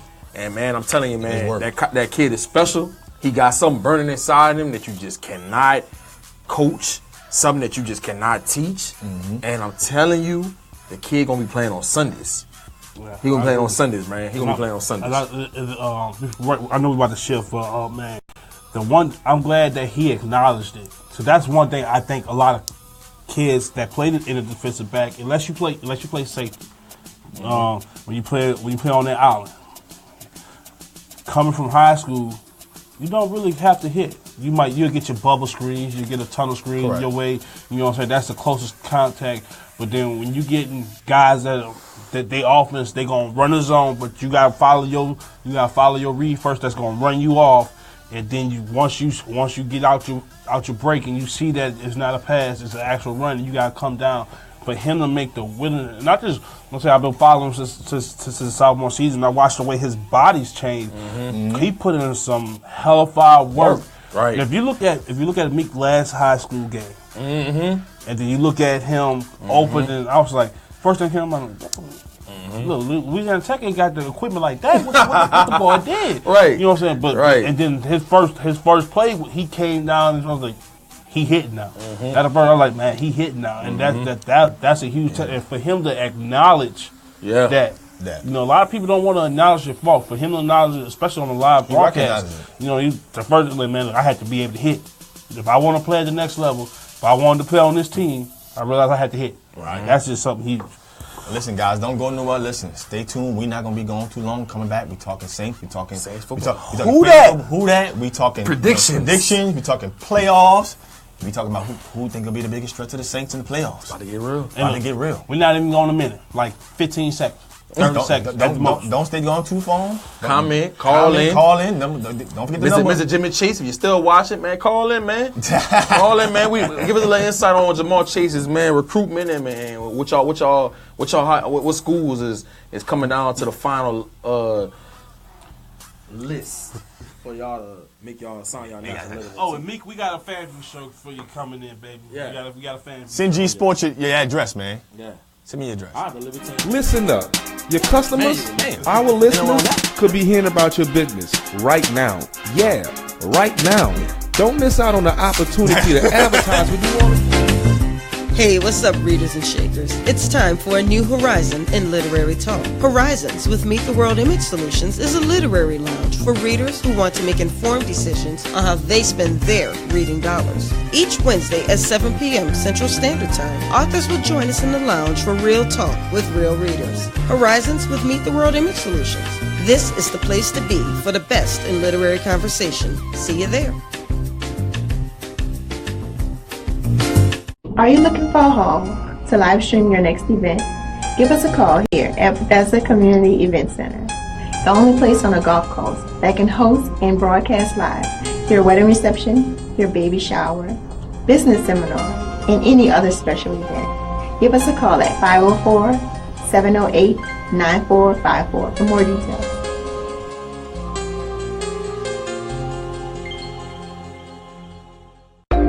Join in on Mondays from 1 p.m. to 2 p.m. for Breaking the Silence with Dr. Patricia Fry. There are no limitations or boundaries. We talk about life, and guess what? That includes you. So download the app today, New Orleans Talk Network, and subscribe on YouTube. That's every Monday, 1 p.m. to 2 p.m. New Orleans Talk Network, Breaking the Silence with Dr. Patricia Fry. There's soul food, and then there's food for the soul. At a time where we live to eat, the Praline Connection restaurant serves up recipes that reach back into days long gone. You know, the kind of meals your mama cooked up for Sunday dinner. Fried chicken with macaroni and cheese and candied yams, homemade meatloaf with garlic mashed potatoes and string beans, or Nolan's filet gumbo. That's the real soul you get only at the Praline Connection restaurant, located at the Kona, Charters and Frenchman Street in the Marinade. Now New Orleans has a choice. Download the New Orleans Talk Network app for your device or listen at www.neworleanstalknetwork.com.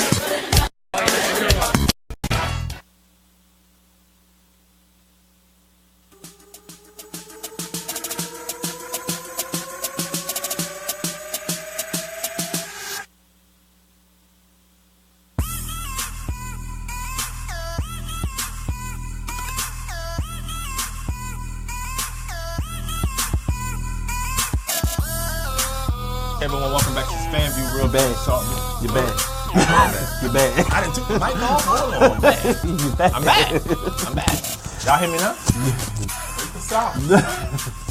I'm glad you picked it up. I've been jabbing in for God knows what. Listen, welcome back, everyone. Welcome to FanView Real Fans Talk Sports on the Walls Talk Network. Listen, I got the promotion going, baby. You call in the show. 504-341-8255. Leave the address for your producer. I'm going to mail you a t-shirt, baby. I told y'all. This is what I'm going to do today. But listen, I think we got Jamal Chase's dad on the line. Jimmy Chase, man. Jimmy Chase. Mr. Chase, are you on the line, Mr. Chase? Yes, I'm here. Oh, there it is. We've been watching your comments on the stream. And then you got your son there, you know, number 2 receiver in the state, number 5 receiver in the nation. And we talking the comments at LSU earlier. You know, is that going to be a factor? You know, who the new OC could potentially be? Tell us a little about your son recruitment process, if you don't mind, and kind of tell us, what's factors going into the recruitment process for your son. Well, first of all, the recruitment process is like crazy for him. Like we got people coming in and out of the house 2 and 3 times a day, stuff like that, and you're looking at a 16, 17-year-old kid trying to make a lifetime decision, and they telling him whatever he want to hear, you know what I'm saying? And, like, we got to, go through the process, because they all sound good. But in the end, I always tell him he got to do what's best for him. You know what I'm saying? Everybody talk about they got these quarterbacks, and these quarterbacks could do this, and these quarterbacks could do that, but that's the benefit the quarterback. You got to go somewhere where it's going to benefit you as a receiver, LSU is like a perfect storm for him. He come in early, play early, team up with somebody that's pretty good on the same level he is, and sharpen his skills, and they got a lot of upside to them, but then they got some other schools, they got some upsides to them too. So, it's just a complicated process for him, and we try to do the process of elimination. And Mr. Jimmy, man, I've been following Jamal since the 10th grade year, man, and just to see him evolve to where he's at now is just a testament to the sacrifice you and his mom has put in, man, to make sure he's going to the camps, to make sure he's working out and getting better as a player, man. But for the parents out there, that might have a kid that's like 8th, 9th grade that's probably going to be big time like your son is.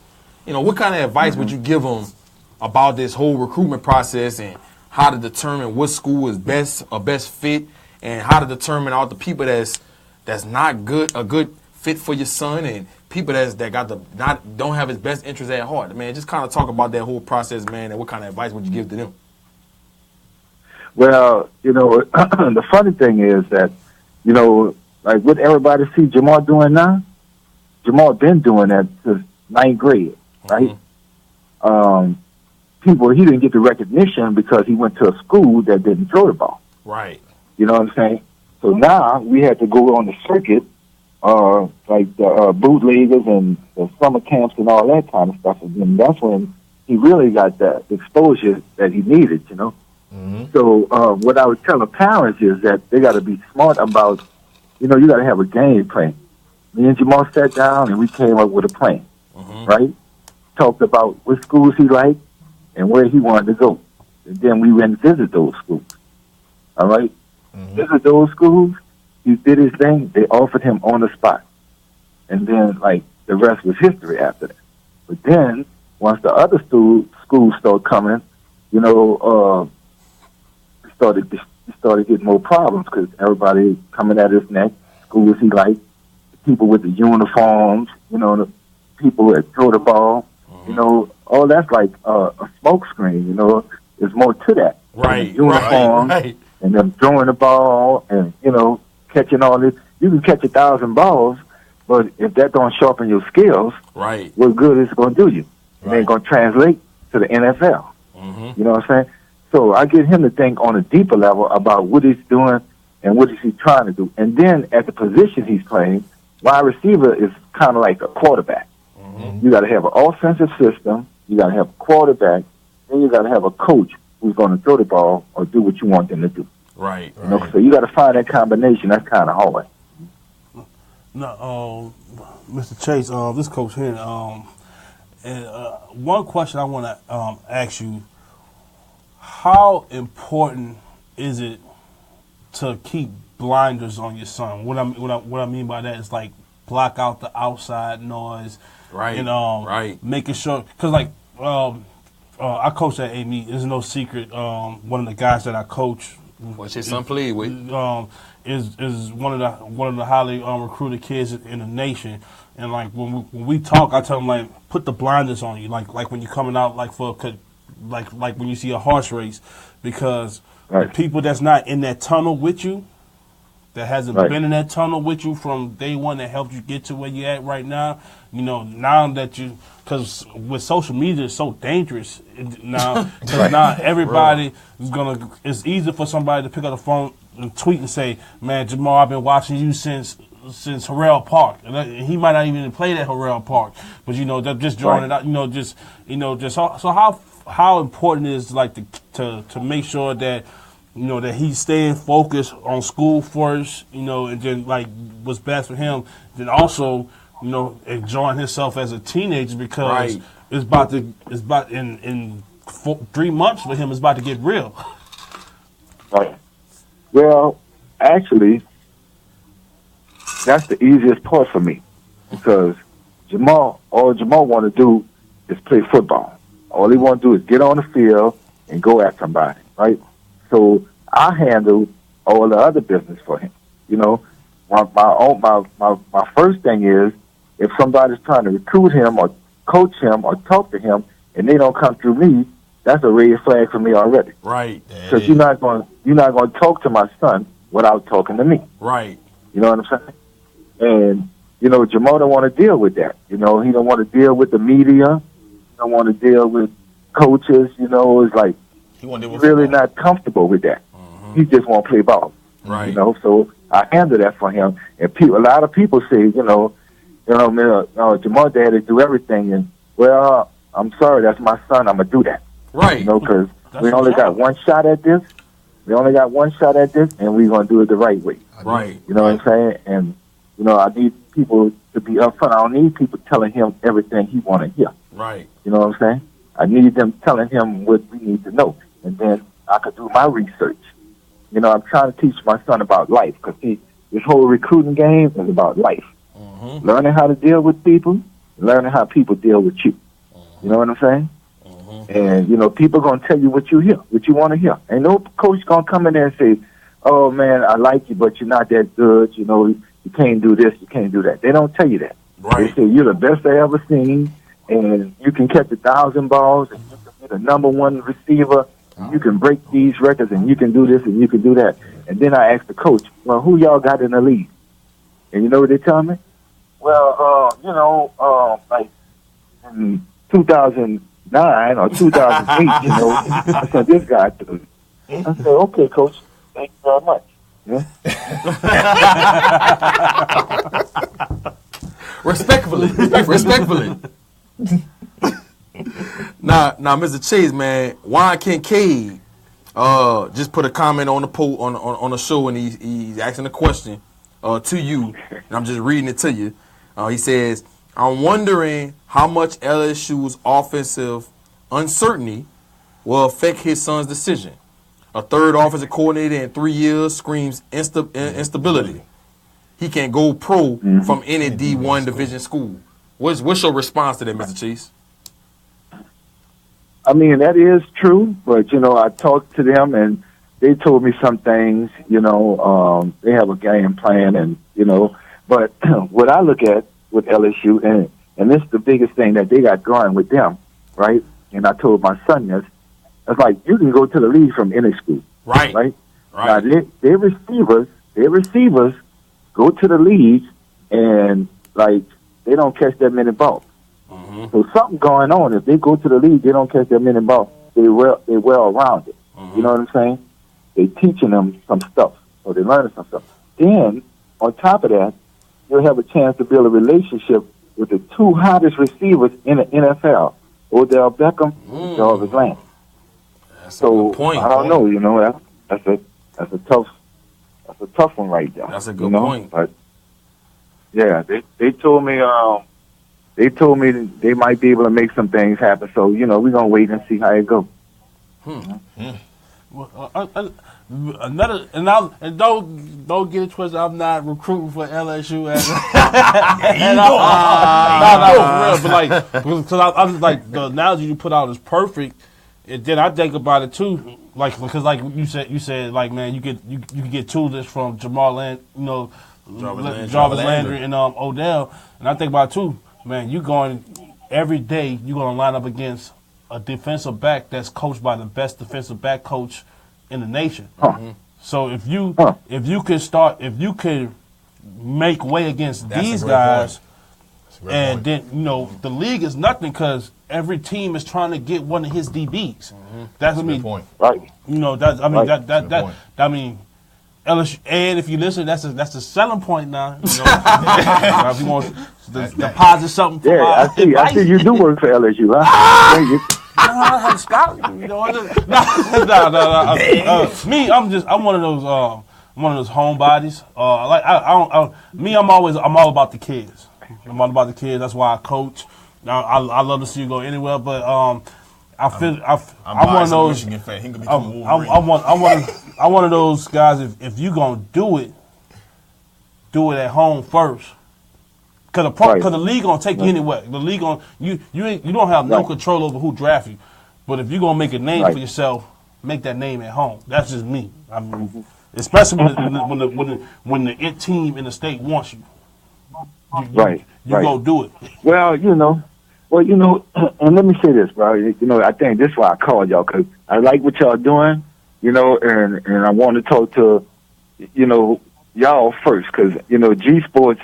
You know, I see him everywhere I go, and he been messing with my son, so I want to give him some props for what he's been doing with my son. Appreciate that. You know, but this process is like real complicated. You know what I'm saying? So, you know, my son is growing up to be a man, and he want to do things on his own. You know, but he don't understand the business part of that, and that's where the kids get messed up because. You know, once you get through from playing high school, it's a business now. Right. You know, and you got to make business decisions. Correct. You know, it might not be the favorable one, or it might not be the most lucrative one, or whatever. But you got to make business decisions. because with the decisions that you make now is going to affect you the rest of your life. That's correct. Right. You know what I'm saying?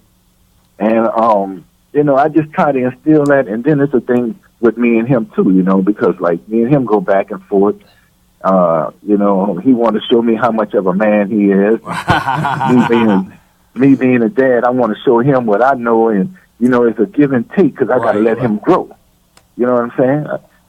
I instill some stuff in him, and I got to trust that he knows enough of what I done put into him that he can start using it now. Right. You know what I'm saying? And, you know, just letting that process play itself out. That's why, you know, he kind of like, at one time, Florida, he did like Florida. I ain't gonna lie, he did like Florida.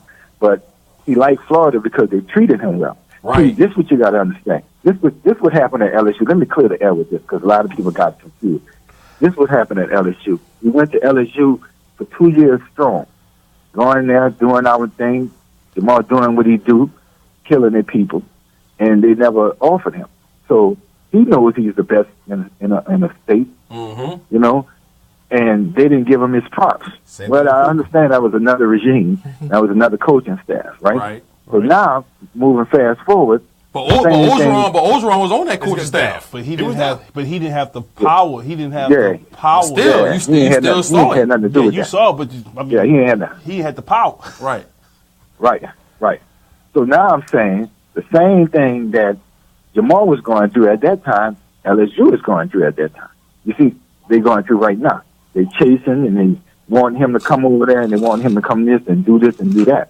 And I can't blame my son for feeling some kind of way because of how he was treated when he know he was better than. You know what I'm saying? Mm-hmm. But I tell him that's when the business folk come in, and you got to let bygones be bygones because in this business, you don't know who you're going to run into against. These coaches change, and these coaches changes, and they got all these type of changes, and you're going to see these coaches again. Right. So you can't just, like, you know, burn no bridges. Right. You know? Right. You can't do that. So Mr. Chase, I got two questions for you. The first question is, I watched WAP, Devontae Jason from Landry Walker do his. I wasn't able to be there. I mean, I had a lot going on at D. A lot of people were signing. I couldn't be there, but I watched it on social media. Man, he got very emotional when he made the decision to go to Mississippi State, and people don't understand how serious this decision is. Making a what school you going making a decision what school you gonna go to for your next 3 to 4 years. People don't understand the seriousness of it. You know, people get that's fans of schools, alumni of school. They be like, "Oh, he did not coming here. He trash, or he making the worst decision of his life." And they don't understand the seriousness of this. They really don't. And my question is to you: how do you kind of be there for your son in an aspect of, man, look, you gotta block all the negativity out.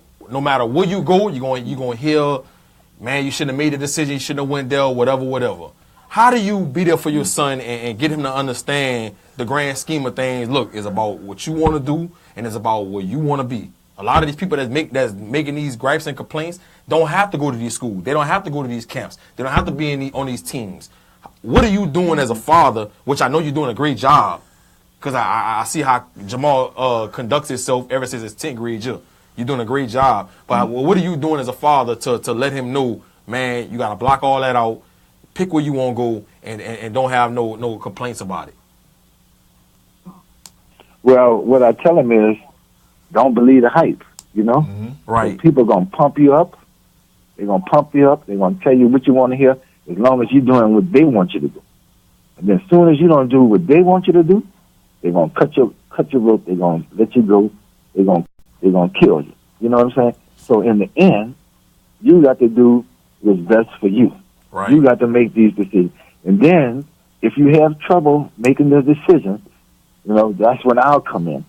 And then we'll look at some other things. Because, you know, I'm like, if all the schools that you're picking are even, all the schools you're looking at are even, right? Mm-hmm. Now you got to get tickets. Mm-hmm. Now you got to get tickets. What's the edge? What's the benefit of going to this school? What's the benefit of going to that school? What is this school? What that? You know, stuff like that. So I tell them, you know, don't read none of that stuff. Don't read what the people say or what the wannabe players say, because that's all that them Twitter people is, wannabe fans. Right. Don't get into the hype of them. You know what you're capable of, and you know why you're making a decision. Right. And the decision is best for you, not only you, but your family. Right. You see, everybody forget about the family. Right. You know what I'm saying? Jamal, I ain't never not been to one of my son's football games in his lifetime. Okay? So he don't understand that when he start playing football and I'm not at his game, that's going to affect him some kind of way. You know what I'm saying? Mm-hmm. And he's saying it's going to be all right, and he saying he's going to be able to deal with it, but I'm not sure about that because he's just comfortable with that. Right. All he do is look up in the stands, he see me, we don't talk no more. As long as he know I'm in my spot. You know what I'm saying? Right. And then he do his thing. But he look up in the stands and he don't see me or his family members, that's gonna be a little process for him. Right. And my second question is, how much? I mean, I'm not asking you to go into details and give us no kind of insight on where he going. That's not what I'm trying to ask you. But how much do him and other people like Terrence Marshall, Puka Williams, Devontae Webb-Jason, and other big time recruits around the state, how much do him and Jamal talk about this whole process and about where they should go and teaming up and things of that nature? Man, look, them dudes, bro, all of them dudes you just named, right? They all talk to each other because they're the only ones they can talk to. They can't talk to nobody else. Right. You know what I'm saying? Because whatever they say, somebody gonna leak it. I tell them all that. You can't say nothing to your friends because they're gonna say they ain't gonna say nothing to nobody, but they're gonna play it off as a joke, and the next thing you know, it's gonna be out there. Right. You know, but these dudes talk to each other all the time, bro, and they try to team up, and you know they be looking at putting some things together. You know, they kind of smart, but them dudes got heads on their shoulders, bro. But they all want to win. Right. And they all want to play. You know what I'm saying? So, you know, in the end, you know, it comes down to them and how they put that thing together, bro, because they do community. That's what's up. That's what's up. Well, my last question for you, Mr. Chase, is how much does the educational thing from the school plays in, like compared to what he wants to major in? How much is that like a factor on the list? I'm gonna be honest with you, bro. All schools you're gonna get an education. Okay. Now, whatever you majoring in, that might make a difference. But you know, whatever he want to major in, the school has that. You know, and they have that program right there. You know, but the education, bro, the education is so upscale at all the schools, but you cannot fail in college the way they have this thing set up right now. Right? You got tutors everywhere you go. You know, they got work studies. All they do is play football and go to school. So I can't see nobody failing at anything. Right. But he got an idea about his major, and all the schools got the majors that he want to attend, and, you know, so we good with that.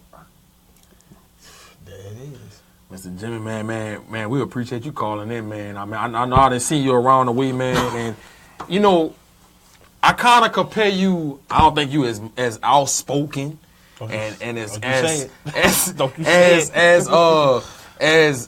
in the media as much as LeVar Ball.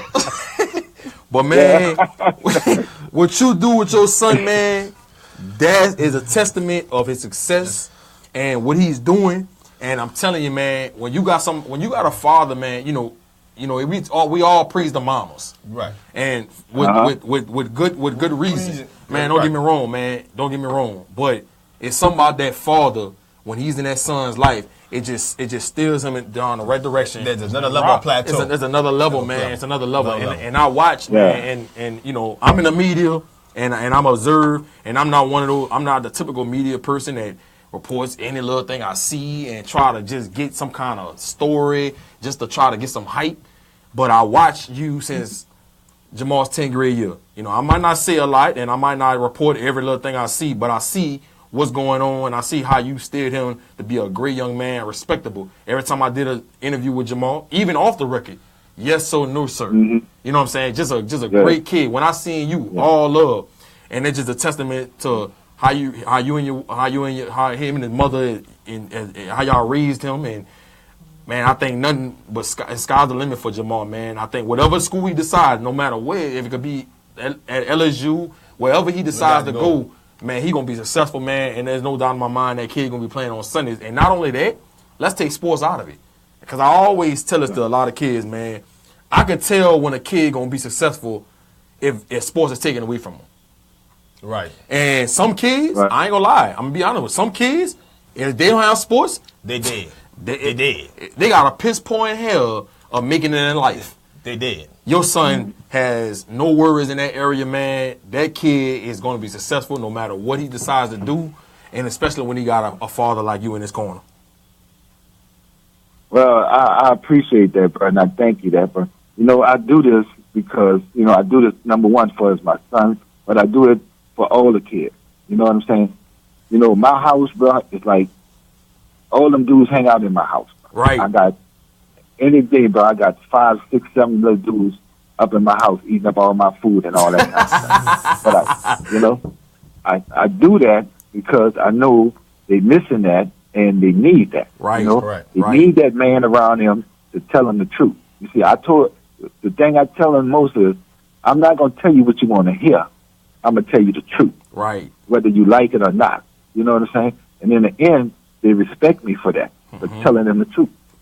You know, I ain't going to always tell you what you want to hear. Right. But I'm going to tell you what the truth. Right. So the thing is, can you handle the truth? Right. Everybody else out here lying. Everybody else out here lying to you. Right. So I'll be less than a man if I continue to lie to you like everybody else. And I'm going to just tell you the truth, bro. We're going to deal with it after that, but you're going to know the truth. Yeah, it is. Mr. Chase, I keep on from the 50s, you know, old school. Okay, you know? I'm going to put it out there. Put it out there. Now, Mr. Chase, before you get off, before you hang up for our producer, make sure you give our producer going to have you on hold. Make sure you give your shirt size, your son's shirt size, and your address, because we're going to see your FanView shirt, man. See your shirt, man. Yeah. Yeah, but y'all know y'all put me on the spot, but I just wanted to listen, bro, but y'all messing with me too hard. But I had to have that. Well, look, we had to. That was the show about. But look, man, Mr. Cheese, man, you just don't know how many parents listen to this show and prospects that listen to this show. You know how much you informed and educated a lot of people today?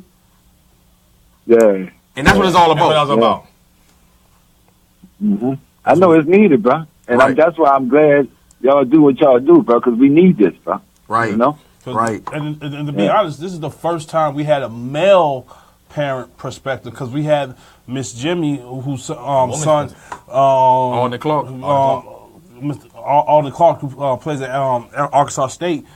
She came in and gave her perspective for us from a parent, but it's just something about that man and son. Right. You know what I'm saying? Like, nah, there's no disrespect to Miss Jimmy. She did an awesome job, and she's a great, phenomenal supporter of the show. But it's just something like from that male, when you get that male perspective. Now, if we were talking about like girls basketball, then it's like, like you can hear it from the father, but then when you hear that mother, you're like, okay, like it kind of sinks in. Just like like we around teenagers, it's just like if we say something to a teenager like nah, whatever, but if one of their peers say the same thing, the same way we say, like, you know what, you right. right. Man, we appreciate you, man. We appreciate you, Mr. Jimmy. You know, I don't only help the kids, I help the parents too, because I see a lot of them on here. Also, that's why I called in, because a lot of them are dudes, and we all run together, we all run around, we all do the same thing. We just trying to help our kids make it. Right. Man, we appreciate you, Mr. Jimmy, man, for real, man. Hopefully, man, after Jamal make his decision in February, man, we can have him. I can have him on the show. Have him on the show, man. We can just kind of talk about his decision, man, and take it from there. And what went into it? Hey, y'all know y'all got that, bro. All y'all got to do is let me know, bro. After the decision, y'all got that. That is, man. Good luck to y'all, man, and y'all have a happy New Year. I appreciate it, my man. All right. There it is, man. There it is. That's, man, if you not a parent, you ain't taking advice right there, man. That's man. Eat that up. He letting you know about the process, man. He really in detail about what's going on to this process. Man, people don't understand how stressful that is, man. But first, you got to think about this. This is the biggest decision of this kid's life up to this point. Yeah. That's like when a grown adult for the first time has to buy a home, or buy a car. Get married. This is the first big decision of their life. And here's the facts. I don't care how you want to put this or you want to cut this much. This is life-changing. Yeah. Period. Yeah. Period, point blank. This is life-changing. Doesn't matter if it's football, basketball, baseball, soccer, swimming. It don't matter, dog. It's life-changing. So for this not to matter or for everything that to go into it is insanity to me. That's why it made me feel some type of way when these fans and these alumni people start going crazy. Just going crazy and tweeting and saying all this stuff to these kids. They never had that decision. They got an academic. They got tops. Yeah, they going to these kids, man, like, you're never going to be anything. You're terrible. It's the worst decision in your life, man. This kid's 17 years old. And they never, but notice who said it, the people that never played the game. They never played the game. That had to never make the decision. And here's the worst part about it, Coach, and I don't mean to cut you off. They'll never tell their kid that. Right. And that's what bothers me. Right. Mentally. Like, you would never tell your kid They don't understand what the kids go through, man. And the parents. It's parents. Everybody's Shaq size on social media. Yeah. Until you get face to face, like, what you saying? Like, you know what, man? I was drunk. You know what I mean? Yeah. You smell website. I love it to drink. Yeah. But I tell you one thing. This is no knock on. This is kind of a knock, but it's not a knock. This is what makes FanView so great. Now, we only had a Meek scheduled for an interview today, and here it is. Like this show's about y'all. You got something to say? Call in and say it. We get the number all the time. And Mr. Chase, took time out, called in, and he watches our show. He just never says that. To be first of all to be a father of a highly ranked player, is something in his own. But just to sit there and take his time, and not to just he didn't make it all about him. He didn't make it all about his son, which in every all route he could have done. He explained the process. And that's something you're not going to get from an ESPN. That's something you're not going to get from a WGNO, unless it's Friday Night Football. It was authentic. On FanView. You know what I'm saying? And it's right there. You know what I mean? And look, this type of show we bring to y'all. I'm just, it's not a pat on the back, not a two on this. Look, when you're knowledgeable about what you're doing, and you do it in a respectful way, people can't help but feel comfortable around you. Correct. And they ain't nothing but, you know what I'm saying? Meek said earlier, they ain't nothing but God. You know what I'm saying? Coach Bryce. And you know what I'm saying? The list goes on, folks. You know what I'm saying? Like, this is the type of show we bring it for y'all. You know what I'm saying? So just, make sure y'all keep liking, make sure y'all keep sharing, make sure y'all tell a friend and tell a friend. Yeah. You know what I'm saying? This is what we want to, present for y'all. And like, we right here, y'all, for most of our views, we right here in your backyard. And the thing about it, man, and we get a lot of feedback from the show, and the thing of that makes this show so special to me is authentic. We intimate with the callers. We intimate with the people that comment on the show, and we let you be yourself. You know what I'm saying? I feel like when people go on ESPN, and ESPN is ESPN. There you go. No knock. NFL Network. The mothership. Yeah. The mothership. It's no knock. But I just feel like people feel more comfortable, right, with being themselves when they come on FanView, and that's what we try to create. Because guess what? We all put our pants leg on one leg at a time.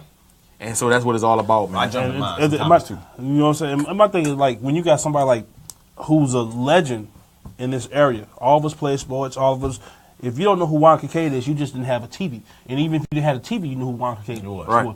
And for him to, take time out from what he does and tune in. That's a testament that we're doing it the right way. Mm-hmm. Some people can't do certain things because the nature of your job. Right. Like a CEO can't do the things that a manager can do. A manager can't do the things that a regular crew worker can do. Correct. You know what I'm saying? It's just one thing. That's just that's what it is. But we know we a little bit over time. So we're gonna shift real quick. We're gonna shift right quick. So we're gonna shift it to the Saints in the playoff talk real quick. One of the quick things I just want to get out the way. I think Sean McVay made the smartest move in America. He's not playing no starters. So what he's telling you is say, you know what? We got our division. We in the playoffs no matter what. So what if we get the 4th seed? What's our prize? Our prize is we play either Panthers or the Falcons, or maybe Seattle. Right. All 3 we can beat, and our reward for that is we get the number 1 team without their number 1 player. I live with that. So if we win and the Rams win, we're the 3rd seed. No, if we win and the Rams win, the Rams are the 3rd seed. We number 4. We're number 4. In order for us to go to number 3, Rams have to lose. They play the 49ers. So why wouldn't he play starters? Because that's the thing. It doesn't matter. He got a home game no matter what. So he don't care about if he had to play Minnesota or Philly after that. After the divisional round. What he's saying is we're gonna play at home, and if we win, we playing the Carson Wentzless Eagles rather than. But is that for sure? Yeah. If you Ford's gonna play one, why gotta play the lower seat. So why wouldn't you want to play Minnesota? Because Minnesota's number 2. You'll say like all right. Minnesota and you play indoors. They in Atlanta, huh? Yeah, but this is the thing. So you want to go to the cold? This is the thing. This is the thing. They rather you rather beat them now and get it over with and pretty much quote unquote have a cakewalk and sit there and rest up for a physical Minnesota or whoever comes out to Minnesota and the way the Saints are playing now, they're not the finesse Saints no more. They're the physical Saints. So that's 2 physical games that you got to get ready for. Right. You know what I'm saying? That's 2 physical teams that you have to get ready for. So you might as well sit back and say, you know what? Go ahead, knock it out, get over with. The thing that made them most dangerous, they don't have, and they hadn't had an answer since then. You know, they lucked up and won their last game.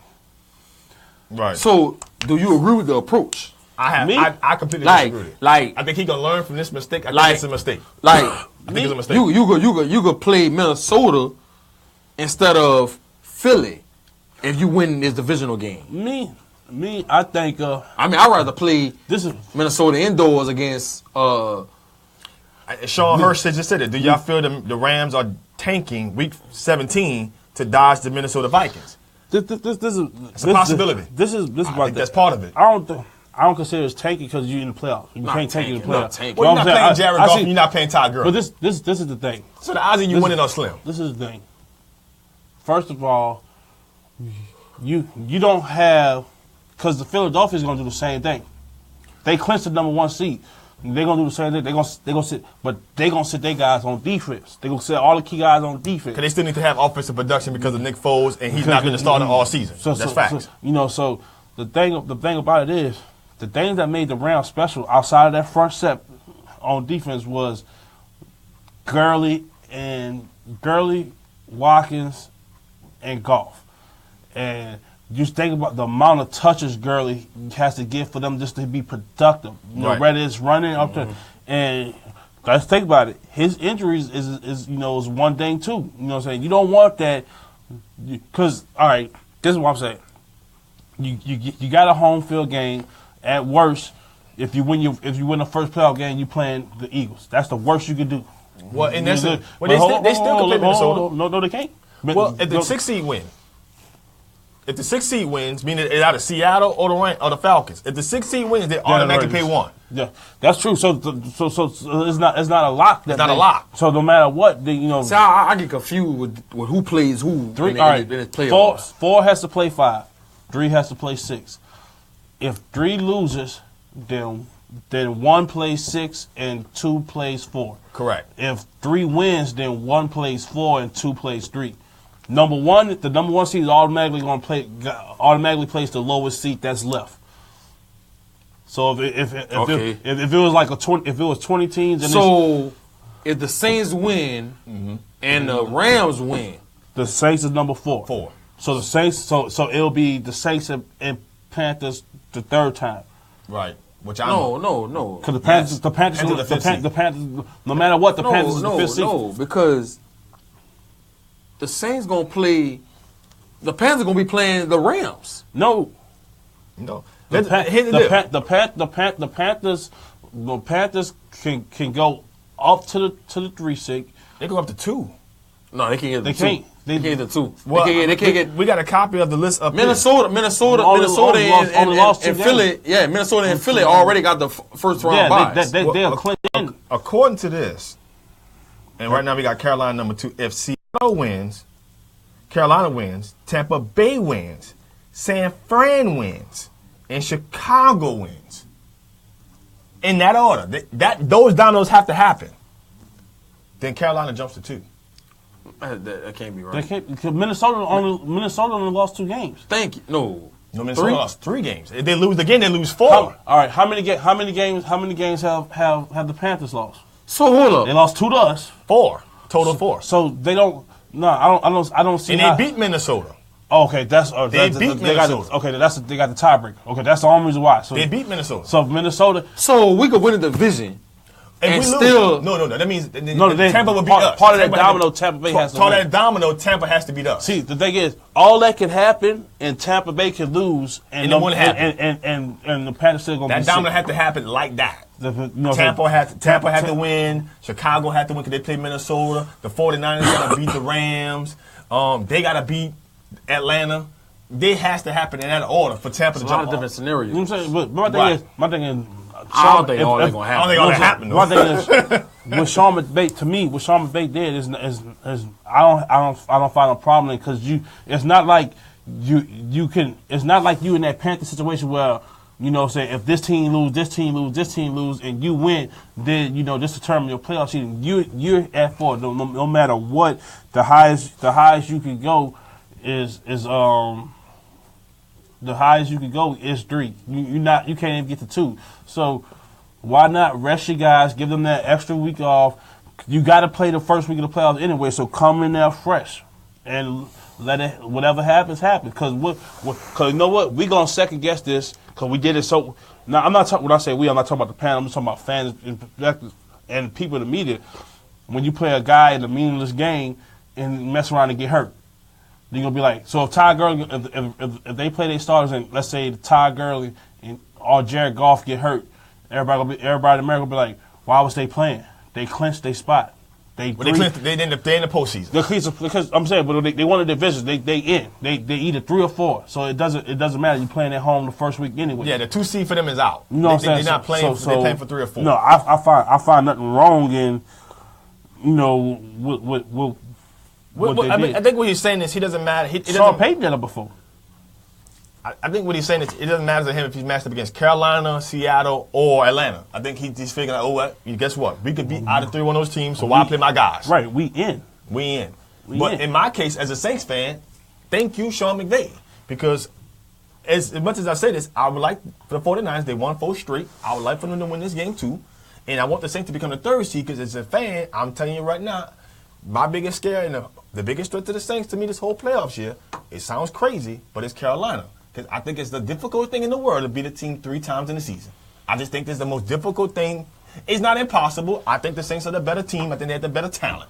But at the end of the day, we know, y'all, we played football. We watched the game. Ask Auburn. Ask LSU a couple of years ago. It is difficult to beat a team twice. In this case, beat a team 3 times in the season. I like to be the 3rd seed and duck them. No, I think at least that first round. To me, it's all about matchup. We're a better matchup against Carolina, so that doesn't scare me. Atlanta scares me. This is the reason why, because we did a phenomenal job. We shut Devontae Freeman down. Like, that one of the keys. I say, look, I gave you stats in 7 games against the Saints. Up to that game, he had 800 something yards and 7 touchdowns. You had to stop him, and that's what they did. They took. He was not a fact. Matter of fact, he was one of the worst. He probably graded out one of the worst players for them in that game. But that's a team that scares me because they got the matchups. They got, you know what I'm saying? Gabriel, you got Julio, Gabriel. But I'm saying, but like, you got something, like if, all right, Jones. What scares you more? Julio going on the fly? Regardless, Marshawn Lattimore is our best cornerback, regardless, you know what I'm saying, if even if that's the matchup one-on-one. Does Julio scare you going up against him, or Funches scare you? The answer is Julio. You know what I'm saying? if you outscore them, if you put the Panthers up, if you up 10 points or more on the Panthers, they got to throw their whole playbook away, because they not built to catch up quick. Right. You know what I'm saying? And they don't have the weapons to catch up quick. The only thing they can do is scare you and say, all right, McCaffrey, we're going to put you and Stewart back there together to make them play 2 linebackers, and we're going to put McCaffrey, going to be match up on a weak side back. That's it. Atlanta does a lot of things to scare me. I'm going to say this, man. I think it's going to be a very, very competitive playoffs. It's wide open. Mm-hmm. Sean Hurst agrees with you here. Go It's ahead. wide. It's very, very, very wide open. I think the team that I think that will present the most problem to the Saints if we had to meet up with them is the Rams. And the reason why, first I'm going to start Philly. Philly, if we had to go to them, I think going down there to Lincoln Financial will be an issue. It's hard playing them, but I'm not afraid of Nick Foles. We've been to Philly and won the playoffs. Right. And he had LaShawn McCoy and Deshaun Jackson. And matter of fact, I think Nick Foles is the quarterback. Yeah, he was. He was on that playoff team. He was. And so I feel good about going down there and winning that game. Now Carson Wentz was there, different story. Minnesota. I feel good about playing them. Case Keenum hasn't been in this position with this kind of pressure. With the Super Bowl in your home stadium on the line. I think he's a solid quarterback. Don't get me wrong. I don't think he's terrible, by no stretch of the imagination. But I think by them beating us on the first game of the season, I think we would go into that game with a lot of revenge factor, and I think we can get it done against them. Playing Atlanta or Carolina, I know it's hard to beat a team 3 times in Carolina. And playing your division rival in Atlanta would be tough, but I would feel good about playing either one of them if we had to, in which we would play them in the dome. We play them in the Superdome, yeah. We play them in the dome. So I would feel good about that. Do I think the game will be do I think we'll be just run away with the game? No, I think it'll be close. Now, playing the Rams, that's the team that I do not want to play. And here's why. Ty Gurley. He is an MVP candidate. This guy is running with a purpose. If he gets any kind of crease, he can take it 80 at any given time. He's breaking tackles. He's catching balls in the screen game. Correct. He just looks good. What McVay is doing, what he has done with Jared Goff has been phenomenal. Jared Goff didn't even look like he belonged in the NFL last year. Facts. Jared Goff looked confident. He's not turning the ball over. He looks very, very comfortable in this McVay offense, and I don't think he will make the decisions to be able to give us the turnovers if we win against them. And we'll have to play them in LA. I like their receivers. I like Cooper Kupp in the slot. I like Sammy Watkins. I like Robert Woods. I like Tavon Austin. They have a lot of different weapons that you have to worry about. Not only that, let's get to the defensive side of the ball. Tremaine Johnson at corner. Aaron Donald, who was arguably the best interior lineman in the NFL. I'll put Fletcher Cox up there with him. But Aaron Donald is phenomenal. Brockers, Robert Quinn, Alex Ogletree, Mark Barron, LaMarcus Joyner at safety. They all stout on the defensive side of the ball, and I think it'll be tough to go to LA and beat them people. Do I think we can do it? Yeah, I think we can do it. But that's the team I think presents the most problem to the Saints, and I hope that somebody can knock them out, and we can face somebody else and be able to march on to the Super Bowl. Well, here's my thing. This might sound crazy. Who scares me in the NFC playoffs? The Saints. Us. I feel like we're the only team that could beat us right now. Minnesota. Played us the first game of the season. We're a whole different team than we was 17 weeks ago. When you play us, it'll be 18 weeks ago. Right. That you play us. Our starting cornerback was Lattimore didn't play much. Lattimore didn't play. No, he didn't play at all. We had play League Two. We had Devontae Harris. Yeah, Devontae, yeah. That's what I couldn't think. I almost said the Dre kid. Devontae Harris and Sterling Moore. Right. That was starting for us.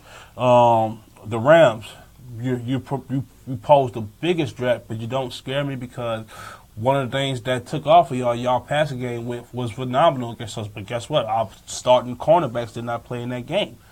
You know, that's huge. That's Lattimore huge. and Carter didn't play. That's huge in a way that we could that you knew that we couldn't go man to man. We had to stay in zone. And if you as an offensive play caller, if you know what we got to be in, you can pick it apart. And we only lost that game by close. That was a close game without Kamara getting the touches that he's been getting lately. One of the touchdowns called back on what Michael Thomas touchdown. No, I think it was Ingram. Yeah, Ingram got his long touchdown. But Kamara busted a long run in that game. But you know, losing when you was down to our fifth or sixth guys, you know, and we had to. Vaccaro had to cover the slot, which is something that you know he's not. He used to being in that box, you know, like that.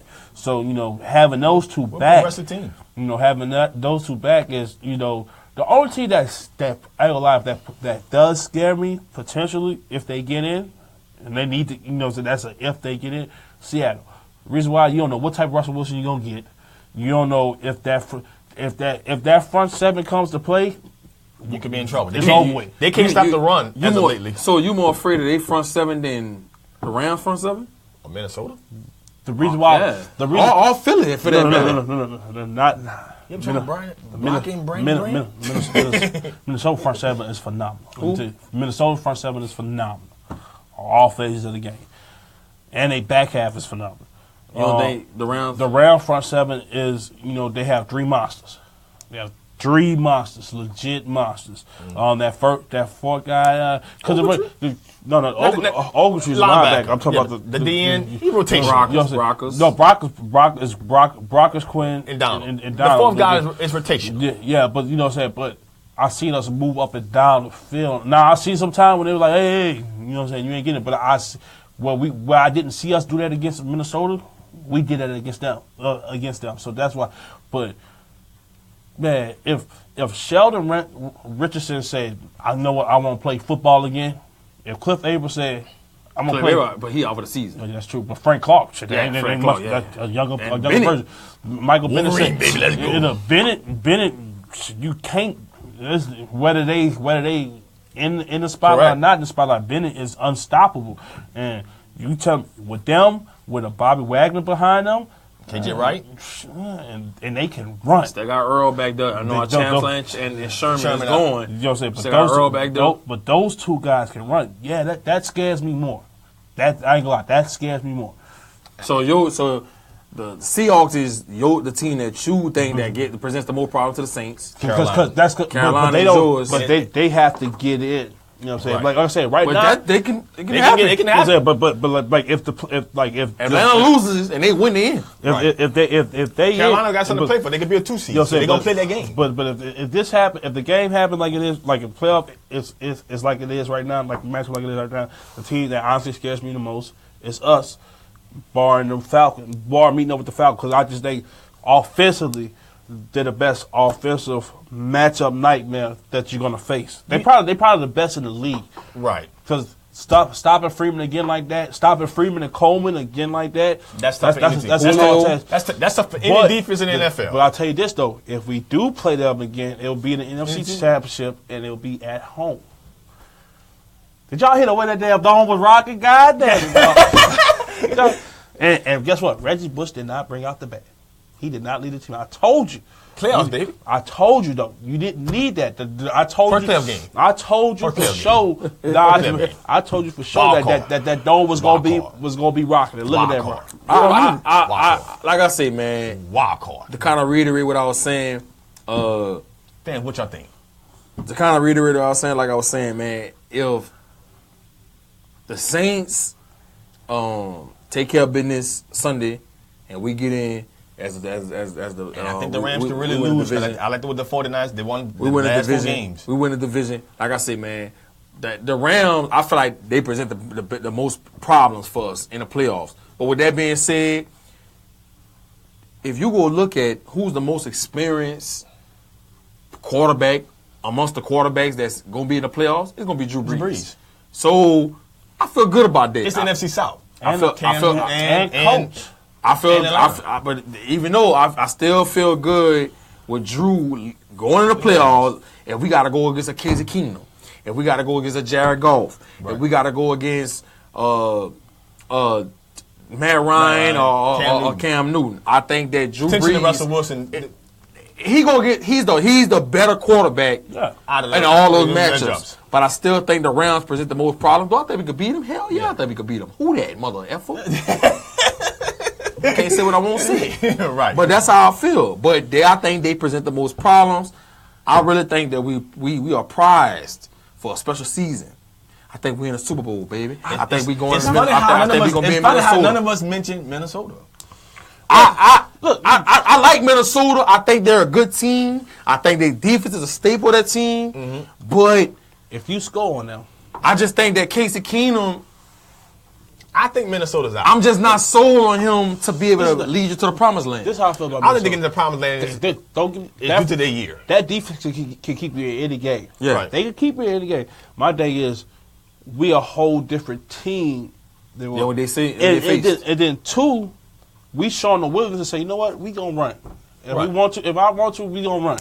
We gonna run. Not a lot of teams just say, you know what, Minnesota, look, you got some monsters up there. You know, we gonna. What a lot of teams do against Minnesota, you know, we're going to try to space you out. We're going to try to, make these guys go out there to get tired of it. We're going to attack Trey Wade and McKenzie. And McKenzie Alexander. We're going to leave that guy 29 alone. So that's we're going to leave Xavier Rhodes alone. You know what I'm saying? But Hunter Smith, though, one of the best free safeties in the league. He don't get the near amount of credit. He don't. Because he white. To me, because he white. He went to Notre Dame. That don't mean shit. Because he white. If he was black, he would have been rated. But my Jason Sehorn out there. You know what I'm saying? But this is the thing about it to Harrison Smith for me. He got to be the Pro Bowl celeb of the year. That kid not to make the Pro Bowl. He not the Pro Bowl? No. So what, Landon Collins? Landon Collins and who else? I forgot. I got to go look at that list again. He didn't make that Pro Bowl. No, Harrison Smith not on it. Wow. Not on it. Malcolm Jenkins on there?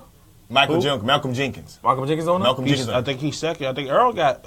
Earl but Earl been hurt this year. They said Harrison Smith didn't make it. Earl been hurt this year. He got back. But we see this time and time again. You know, your name, what you done in the past, and, you know what I'm saying. You know, and getting you know, that's a prime example. Hunter Smith is never in the media. Man, people don't understand how much that play a part in a lot. Branding yourself. You know what I'm saying? Because they want to make the Pro Bowl a watchable game. Thank you. Like it has to be a watchable game. Like the average football fan don't even know who Hunter Smith is, but they know who Landon Collins and Let me tell you something. Your team play the purple monster. You see number 22 come down there, like, who is that? You gonna find out who Harrison Smith is. He'll ball.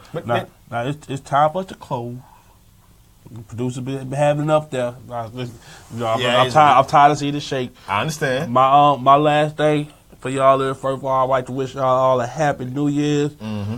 And just don't drink and drive. If you're going to have a couple of drinks, just stay at your buddy's house, or, you know, just or just sleep in your car, or if you have... On a passenger side. Yeah. Look, no, this is the thing. Hit a rule. Hit a rule. If you drawing something at your house, and you know there's going to be a lot of drinking, then when people come in, ask for the keys, and just go lock them in a room. Go lock them in a room where you got it. By the time you realize that you got the key, everybody gonna just sober back up. Right. I'm like, all right, y'all get up out of here. You know what I'm saying? Trying to bring in the new year with some booty. But you know what I'm saying? But other than that, man, just stay at home. You know what I'm saying? Not stay at home, but don't drink, don't drive. If you're gonna do one, you can't do it. If you're gonna drive, don't drink. If you're gonna drink, don't drive. Uber. You know, it's not difficult. It's called Uber. I'm gonna read a couple of comments because we already closed the show.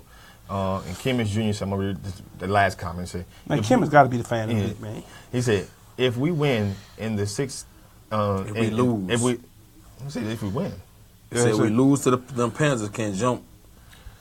Yeah, they can jump. We would be playing the Rams, but if we win and the 6th seed loses, then we'll be playing the Eagles. Look, to make it easy, man, Panthers go out and lose. That's had to lose, it's over. You got the division. You got the division. I hope they play before us. I think they moved our game to 3. They moved our game to 3. They still play for noon. Which was smart because I think if If Carolina lose, I think Sean Payton gonna shut the starters down. And I'm no need to play that game. And I'm perfectly fine with it. Look, the injury, because a lot of people like we had Hello Kikaka is out for the year again. He is. I didn't see that. He on injured reserve. We brought back Kasim Alabali. Oh, I want to report this too. Kendrick Lewis, the New Orleans native from O'Hare Walker, baby, is worked out with the Saints yesterday. He worked out with them today. They supposed to be trying to become former, getting ready to come to agreement on a deal. So he could possibly be signing tomorrow. Because with Kenny Vaccaro being out, we need to bring another safety into the picture. And so Kendrick Lewis, for you guys that don't know who that is, he played with the Kansas City Chiefs. He played with the Texans. Athletic safety. I think that'd be a good pickup. Playing in his hometown, who knows? He might get some playing time, make a couple plays, might earn him a contract. You never know. Never know. So yeah, he worked out with the Saints yesterday morning. He worked out with them again today. Most people remember him. He was with the Chiefs. Right. That's the big thing. Right. So and I think the Ravens too, huh? Yeah, he was the Ravens. too. I think a season. Yeah, and so he could possibly be signing with the Saints tomorrow, which I think that'll add great depth to us going forward in this playoffs. But I want to wish everybody a happy New Year, man. This was a hell of a 2017. I evolved as a person. I was able to come on FanView and grow with this show.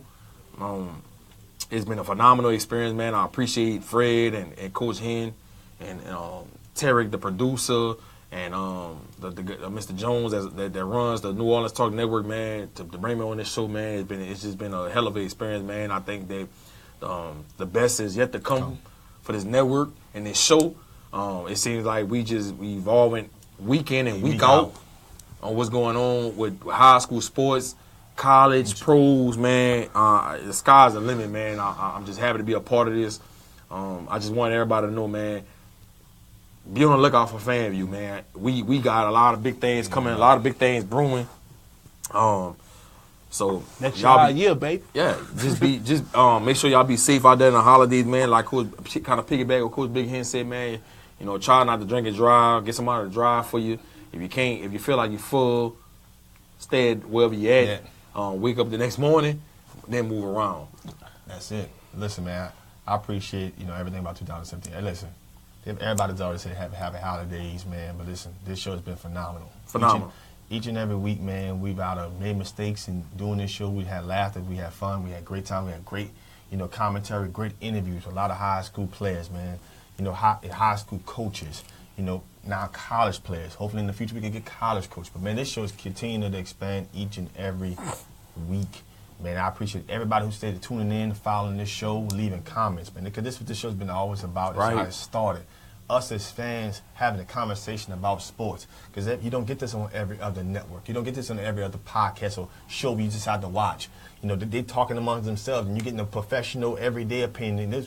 But now this is an opportunity as us as people to have this dialogue conversation, man.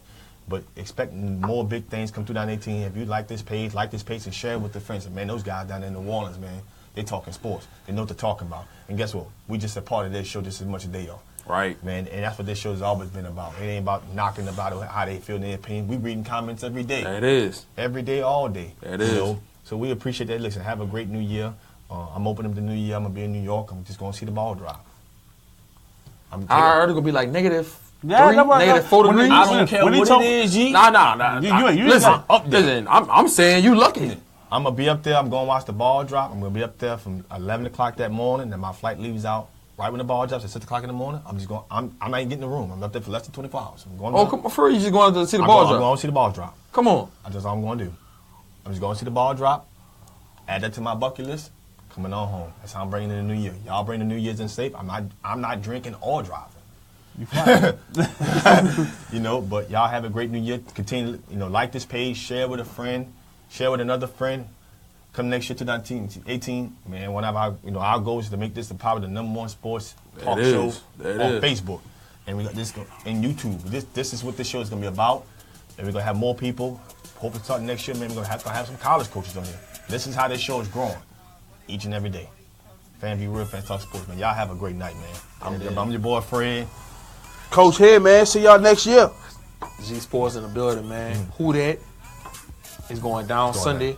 If we have to sit the starters or we have to play them, we will win the division. We will have a banner hanging up for the coming years that we won the division this year. And I called it, man. I told y'all. You did call it. From the beginning of the year, you called it. I was 7-9. Me and King, we made it, baby. Y'all made it, We told him. Y'all have a great night, man. We out. We out, man. You called it. I got to give you credit, boy, because I was killing it. I was 79, 10. Steak, baby. Steak night, baby. 3 G's. Come on, man. We ain't been in a while. Been a little while, man. It's been, what, 2 months?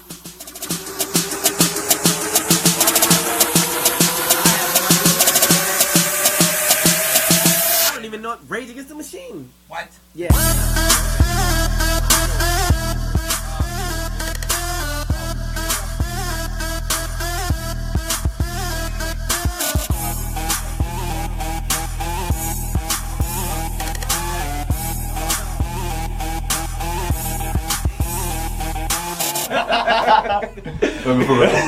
Oh man. Well, everybody, this is Big Homie here, where you can catch me out on Facebook at Henry Hey Yo You Singleton, or you can catch me on Twitter at Hey Yo You 15, babe. Yeah, you know me, just a people person right here. I ain't got no Twitter, nothing like that, so you can look me up on Facebook at Patrick Slim Goody Jones. It's your boy Fred. Look, you can check me out on Twitter at BFredJones, baby. Yeah, this is G with GSports, man. You catch me on Twitter, G_paid in full 08. Pay me the money. Money, money, money.